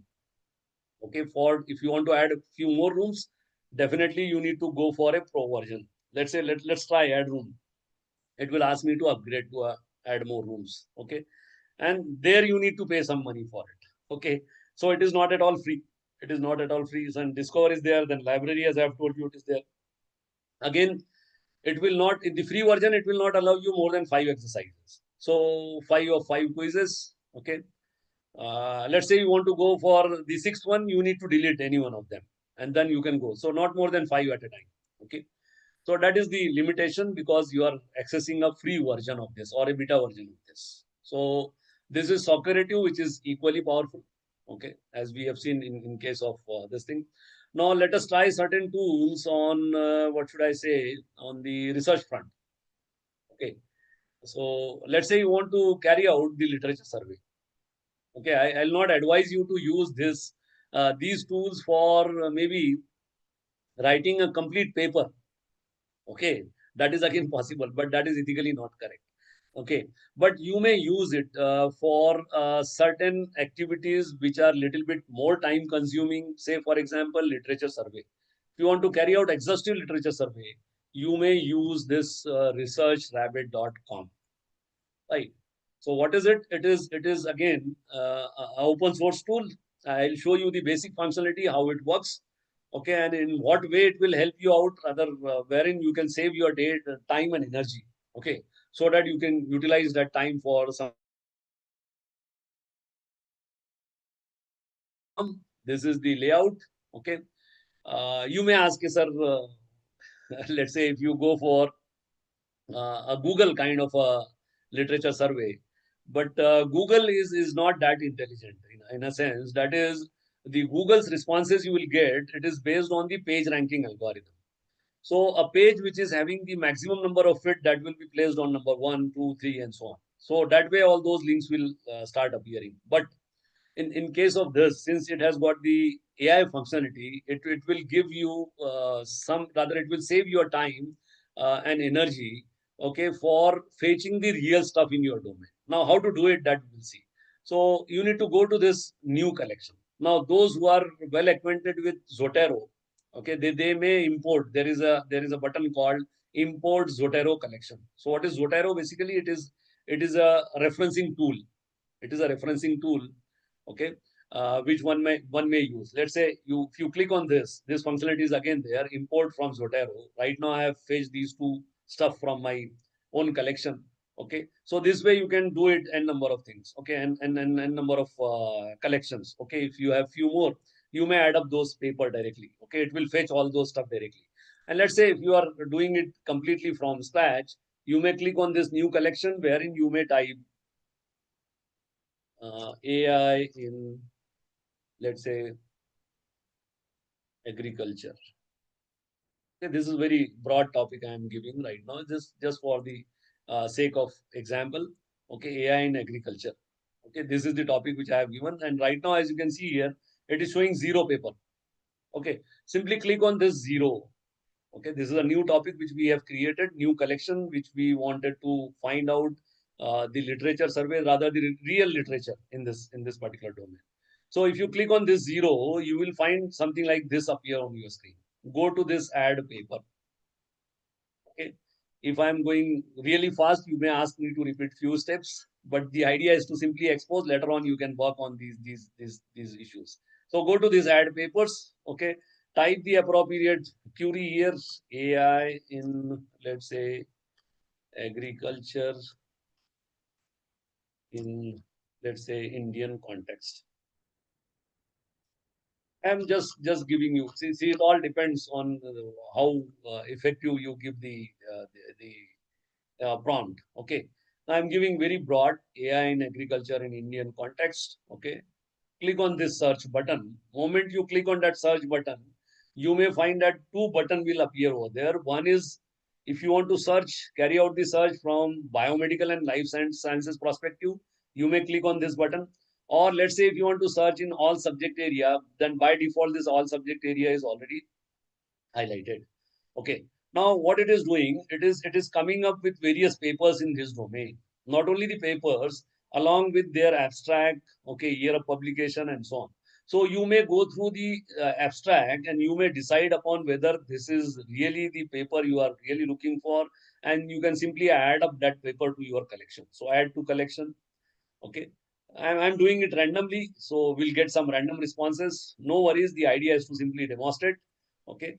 So I'm going on adding few more papers here. Okay. Add the collection, but ideally it is expected that you should go through the abstract, title, and then identify the real stuff. Okay. Okay. Now, once you have done this, okay, simply close this window. What has happened? Look at the right hand side. Okay. Look at the hand side. Okay. So how many papers we have identified? We have identified 8 odd papers. But it has done a lot of work on those 8 papers. It has identified that there are similar papers having 75. Okay, 75 similar work it has identified. It has not only identified the real stuff, rather the real literature, but it has identified that there are around 28 authors, okay, which one has to explore. And there are 16 suggested authors. Okay, there are 16 suggested authors. Now let us simply click on this similar work, or maybe this 28 authors and 16 authors, and see how it goes. Right. Now I'm going for this 75 authors. Now what it is doing, okay, it is doing it automatically. This is just the beauty of this particular tool, right? What it has done, those 75 papers, along with their authors, their abstract, their connectivity, how their work is connected with the other one, that has come up in a beautiful pictorial form. Okay. So you can, what you can do now it has not stopped over there. Now again, there are again, if you look at the right hand side, you may find that these authors 505, suggested authors 854. So this way you can go to a number of things, right? Now you may even specify the timeline. Let's say you want to search for a stuff for a specific amount of time, maybe say from 2020 to 2025, you may specify it in the timeline. Okay, that is again there. So there are lot many things in this particular tool. Okay, and ethically again it is correct. There's nothing wrong in using these kind of tools for identifying the real stuff in the area in which we are working. Right. So this is for literature survey. This is for literature survey. All right. If there is any specific query, you can fire it. Right. Again, I am showing you only the basic functionality. Later on, you can explore. Okay, it is an ocean, right? You may go ahead with the surveys and whatnot. Okay, I'm showing you the basic functionality. I'm showing you the basic functionality. All right. So this is research rabbit. Okay. Anyone who wish to ask something with regard to this? Okay. Then you have another tool, what they call it as the illicit. Okay. Okay. Now this illicit is basically for, let's say you want to analyze or synthesize a particular paper in terms of certain parameter. You can do it quite easily, that too on a single click by using this tool. So what for this illicit is used? Illicit.com is the URL. Again, if you are a first time user, you say, for example, this is my Gmail account. Okay, you need to create an account, or you may sign up with your Gmail account. Okay, and you will get something like this on the screen. Again, the basic version or the beta version of this tool is free of cost, okay, with some limited functionality. But the pro version is once again paid. Okay. So what is there in the basic version? Let's see. Again, basic is very powerful. Okay, you need not have to worry. As a matter of fact, okay, you can do lot many things. As I said, that is, you may use this tool for analyzing or synthesizing a paper. Okay. So let's say type some prompt here. Okay, AI in, let's say, precision agriculture. Right. Hit enter key. What it has done, it has come up with some 4 or 5 odd papers in this regard. Okay, along with their abstract. That is done automatically. Okay. Now, what I want to do, let's say I'm interested in writing. I'm comparing this. I am interested in comparing these papers on certain parameters. What are those parameters? Let's say the methodology, or maybe the main finding, or maybe the summary, or the intervention, or the outcome measured, or the limitation. Let us try something on this methodology. Okay, what kind of methodology they have adopted? As you can see here, this methodology column is being populated. Okay, that column has been added, and it is being populated with the real stuff. What it is doing, it is doing your job automatically. It is extracting those points from the paper and populating it in the respective column. So as I said, for analysis and synthesis, again, ethically, it is that there is no problem for using this tool for this particular task. Okay. So this way you can add up to 4 column. Okay, not more than 4 column in a single go. If you want to go for more than 4 column, what you need to do, you need to delete some earlier column. Then and then you can do it. Or you need to upgrade your subscription. Okay, upgrade is again, it will involve some money. Okay, you need to pay for it, maybe $12 per month, or you may share it.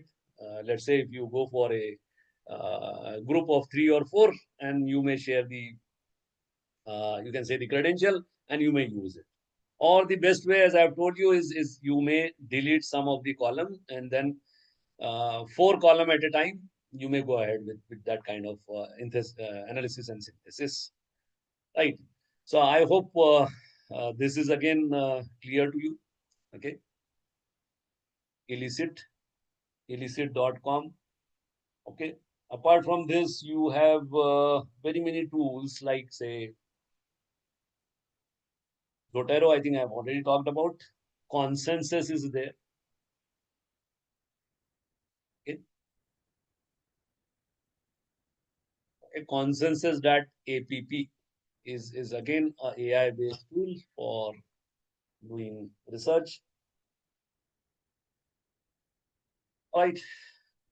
So this is the response of consensus, which is coming up. Right now, I've logged in as a director human resource. Okay. Now, again, you need to give some query here. Based on that, it will come up again. There are a lot many things. This is again a very fantastic tool. Okay, you may create some stuff here. Let's say AI in education. This is what I have created earlier. So it will not only come up with certain, you can say, the stuff on various aspects, that is the government initiative, challenges and practice. So you may interact completely in an interactive manner, along with the papers again. Okay, some papers you may find directly on this tool, right? So you may use it for research purposes. Okay, consensus. Okay. Then there are tools for what they call it as, let's say you want to prepare a PowerPoint presentation. Okay, again, for using it for preparation of a PowerPoint, there's no problem. So there are tools like say Pop AI and Gamma. Okay, all those tools you may give some try on those front. Okay, so this is Pop AI. So what you need to do is you need to simply upload your doc or the PDF file. Okay, the rest of the things it will do it on its own. Okay, again, the beta version is free with some limited functionality, not more than 15 slides. Okay, with only some basic layout and so on. Okay, but again, it has got that AI functionality. Okay, so you may type the command, so sorry, the prompt, and it will do it automatically for you. So again, this is the beta version is free. Okay, so AI presentation, AI chat, then AI chat PDF. This is a bundle once again. Again, AI writing, but I will not advise you to go for that. Okay, because that is highly dangerous. Okay.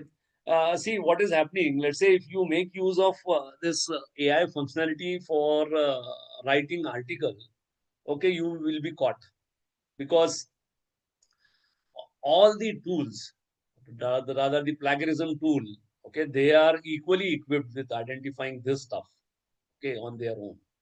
So when you submit it for the flag check, okay, you will find that it will come up. It will not categorize it as a similarity index or the other aspect, but it will say that it is stuff which is generated by some AI tool. It may not come up exactly which particular tool, but it will definitely identify. So it is my humble request to all of you that don't use this AI functionality or maybe ChatGPT or any other tool for that purpose for writing complete article. Okay, that is highly dangerous. Okay, and ethically it is not at all correct. However, you may use this AI tool for maybe grammar collection, that is English grammar correction I am talking about, or maybe formatting your paper. Okay. So different publishers, they have got their own guidelines in this regard. So strictly follow to those guidelines. Otherwise, you will face problem. Okay. So don't use it blindly and do not rely heavily on the stuff provided by any other, maybe ChatGPT or any LLM model for that purpose. Okay, because their accuracy is again maximum, I am telling you, to the tune of 80%, not more than that. So 20%, there is always a threat. Okay, so you have to be very cautious while using these tools. And again, ethically, it is not correct to use these tools for all those purposes. Right. Now, having said this, let me go ahead with some few more tools with regard to I don't know how much time we are left with. Let me check first of all. Yes. So we have got 10-15 minutes more, right? Let me show you, that is, let's say if you want to go ahead with your research profile, what are the things you need to keep into your mind and what are the various, you can say the accounts you need to, rather the IDs you need to create for yourself. So the very first one is the ORCID ID. Okay, I don't know how many of you are aware, but let's say if you are completely new to this, there is no problem creating an ORCID account. Okay, so orchid.org is the URL for this. Okay, this is most of the time when you go for some quality publication, maybe a Scopus index or a CI index publication, you need to have this ORCID ID. It is basically a 16-digit number. Okay, which is again there is no and so on for getting this ORCID ID. Okay, you get it free of cost. Let me show you my own. Okay, so let us go to compose. Yeah, so there we are, right? So this is my ORCID ID. Let me show my ORCID account. The idea is not to demonstrate my research work. The idea is to simply demonstrate that is how it looks like, right? So this is the 16-digit number which has been assigned to me. 4 times 0, 3 times 0, 1, 6, 9, 7, 6, 9, 8, 9, 5. So this is, as a matter of fact, needed. So if you have not created, you please create your ORCID ID. Okay.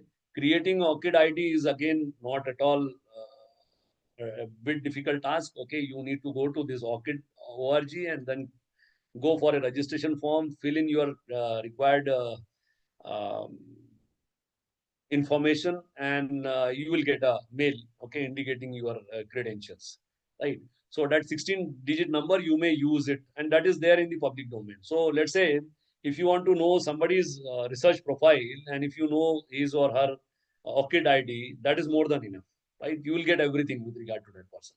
Okay, as you can see here. Okay, this will give you an insight. That is how it works. Okay. Then the second important ID is the Scopus ID, right?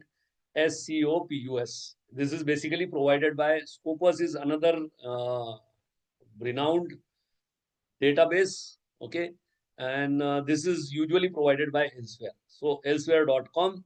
Okay, these are my two different Scopus IDs. Okay, let us click on the first one. Okay. So this is again needed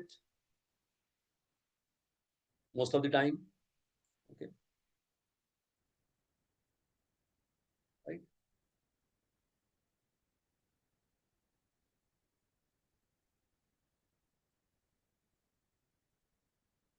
Right. So this is my Scopus profile, which is coming up, right? So there are around 364 citation and so on, 61 documents are there in Scopus indexed and so on, right? So this is the, you can say the another important ID one has to create as a researcher. And last but not the least is the, basically the Vidwan ID, right? So Vidwan is basically a Government of India initiative, okay, wherein you may create your Vidwan profile on going to this vidwan.inflibnet.ac.in. Okay, is the URL. Right now it is giving some problem.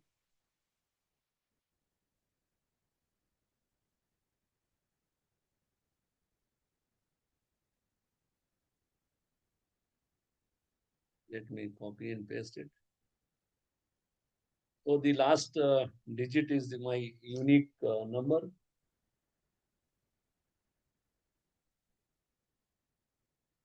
Is giving some problem, maybe some server end. Okay, but again, Vidwan is essentially, again, it is not essential, but at least ORCID and Scopus is essentially needed whenever you go for quality publication.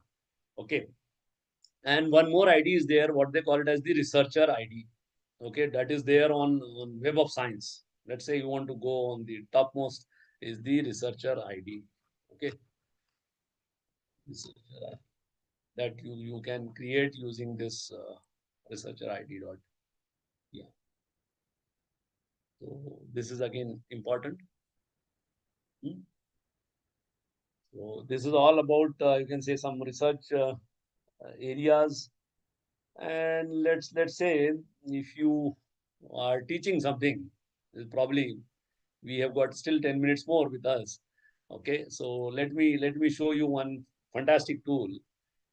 Let's say you are teaching some concept wherein the blackboard and the chalkboard is not enough to explain the complexity of that particular topic. Okay, so you may make use of this net logo. Okay, again, this is as a matter of fact, this is an academic project. Okay, net logo ccl.northeastern.edu is the URL. Okay, click on that. This is completely online tool. Again, there are thousands of models available here. Okay, go to this library.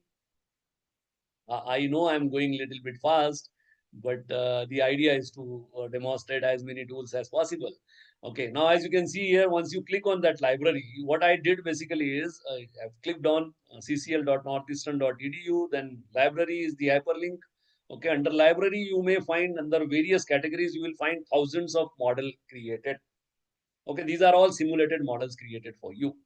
Okay, let's say if you are a person from art, you have certain things, biology, again there, physics, chemistry, you name the subject, it is there. Okay, since I'm someone from computer science, okay, let me try and show you something, what they call it as the dining philosophers problem. Okay, it is one of the most difficult tasks. I used to teach operating system, but with the help of Blackboard, it is a bit difficult to explain this. So you may make use of this dining philosophers model. Click on that. Okay. Now the beauty of this tool is, again, this is completely free. Okay, you need not have to pay a single pie for using this particular tool. Okay, and let's say you are completely new, again, you need not worry. Okay, you will find everything there on the website itself. That is, what is it, how it works. Okay, and the other important aspects of this tool is you will even find the entire source code available on the website. So, which you may download, you may modify it, you may ask your student to change it, okay, as per some experimentation. So it is not at all killing their skills, I should say, right? It will complement the teaching learning, something like that. So as you can see here, okay, this is what is there in the documentation part. Now there are two ways in which you can run this particular tool. One is you can run it in the online mode, and the second is you may download it on your local machine, and from there you can run it. Right now, what we will do, we'll check it in the Net Logo web, that is in the online mode. Okay, so simply click on this, try running it in the Net Logo web. Okay. Now, the moment you click it, okay, you will find something like this on the screen. Okay. Now, this layout will vary from model to model, but everywhere you will have certain things common. That is, the setup will be there. Then the based on the parameters, these things will change. Okay. Then the speed, again, you may change it. You may make it slow. You may make it fast. You may make it moderate as per your own need. Okay. By simply dragging this pointer. All right. Now go to this setup.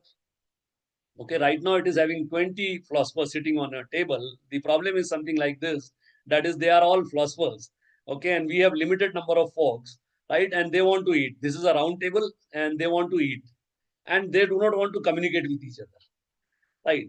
So how the inter-process communication takes place without without speaking a single word, that is the philosophy, right? Then there are parameters like, say, those who are from computer science, they may be acquainted with this. So hungry chance, full chance, whether you want to have cooperation amongst them, you can click on this, okay, and then simply run it, okay. Then say go and go once, okay. Simply say go. Now what is happening? This model is being run. Okay, it is not only showing that is how the resources are being shared, who is holding the fork, who is eating it, and how many forks are lying idle, and so on. Not only that, it is on the left hand side, it is showing that how these spaghetti are being consumed, how many, who is doing what, that is how many philosophers are hungry, how many philosophers are eating, and how many philosophers are you can say thinking. Okay, because they are all philosophers, right? So you may complement it in the, you can say, the teaching learning. Okay, you can make use of this particular tool. Now the other important aspect of this tool is you have a command center, okay, wherein you can execute certain commands, or as I said, you have got the entire code, that is the entire program is available to your disposal. You may download this, as I said, you may modify it. Again, it is, let's say, if you modify it and if you are, you can submit it to the this Net Logo community. If they find it worth considering, they may publish it with your name, right? That is again possible. Okay, that is again possible. Okay, so you may get the credits for that. All right. So I think it's already 55, right? So that's all from my end. I hope you enjoyed the session. Okay, I've tried my level best. Whatever time has been assigned to me, I've tried my level best to give you the best of the tools. But there are again few many, like say Classic is there, okay, and so on, okay. But I would be happy because I am intentionally keeping this 5 to 7 minutes for discussion. So this is all from my end. Let me stop my sharing, okay, so that we can have some discussion, okay, before saying goodbye to you, right? Yeah. So there are any questions, there are any specific question, you can fire it now. Very informative session, sir. Apart from that, Gautam sir, roll number 118. So you are worried about your attendance, right? No worries. Okay, it is being recorded. Probably I think we are using what Zoom platform. Okay, and it is authentic. So no worries. Your attendance, minute to minute attendance, is being recorded, right? And again, we have got this AI functionality as well. AI companion is again there, which is actively doing it, right? So don't bother about your attendance. Okay. Chali. Uh, so thank you very much for patience hearing. I have tried my level best, whatever little I know. But the question is whether we need to upskill or reskill ourselves as a teacher, or leave it to the student. What do you feel? Now, since you are not asking, I am asking you something, right? Yes, sir. Any one of you would like to comment on this? Whether we need to change as a दोनों teacher? Yes, sir. दोनों भी करना चाहिए sir, upskill भी होना चाहिए और reskill भी होना चाहिए. चलिए, एटलीस्ट गौतम सर तो एग्री हो गए. मैंने I am succeeded in my attempt to at least convince one person out of a around 90 odd participant present in the meeting. Thank you so much. Okay, so we need to change. Okay, if you do not change, definitely. Hello. Time will come when I am little bit harsh when it comes to certain things. People will throw you out, right? Okay, because once you lose your importance, then nobody will listen to you. So those days are gone when you can scold student and ask them to keep mum. Okay, those days are gone, right? Your students are well equipped. Okay, so we have to be mm, equally competent to dealing with those kind of stuff. So wish you all very best for your future endeavors. Thank you for patience hearing, and I hope this is all from my end. Now it's over to if somebody is there. Okay. Sir, one question, Yeah, please, just please, a second. please, So please, sir. would you please share your email ID with us? We'd like to share our opinion, or Yes, if yes. not, any help Okay. required from you. My email ID, what I'll do, I'll put it in the chat box. Okay. Yes, sir. Okay, Yes, so sir. that Yes. everybody can go through it. This is my personal one, mosg.atik@gmail.com. Okay. Okay. This one is my personal, but let's say MOHA, this is a little bit longer. Mohammad Atik at, this is official, @sgbau.ac.in. This one is official. Right. So you may contact me. This is my mobile number. Okay, 982372456. Okay. Or the alternate number is 9011039313. The second one is BSNL. So you need to try hard to get connected. The first one is Geo. Okay. So both are with me. You can contact me at any point of time. I'll be happy to help you out. Thank you. Thank you, sir. Thanks a lot. चलिए sir, खुशी हुई आपसे बात करके. धन्यवाद. And I'll take your leave now. Okay. If there are no more questions, okay, we'll stop here. Sir, I have a question. May I ask Yes, you? ma'am. Please, Yeah. ma'am. Please go ahead. Yeah, this is Dr. Laboni Basu from West Bengal, JT Yes, Aviation College. Yes, Yes, sir. ma'am. I would like to ask you one thing that in research paper, what would be the right method to follow? I mean to say it's only for when the questions comes for plagiarism checking and all these things. So we should have to go for manual write-up, and thereafter we can go for grammatical errors and all these things we can go through with the help of AI or not.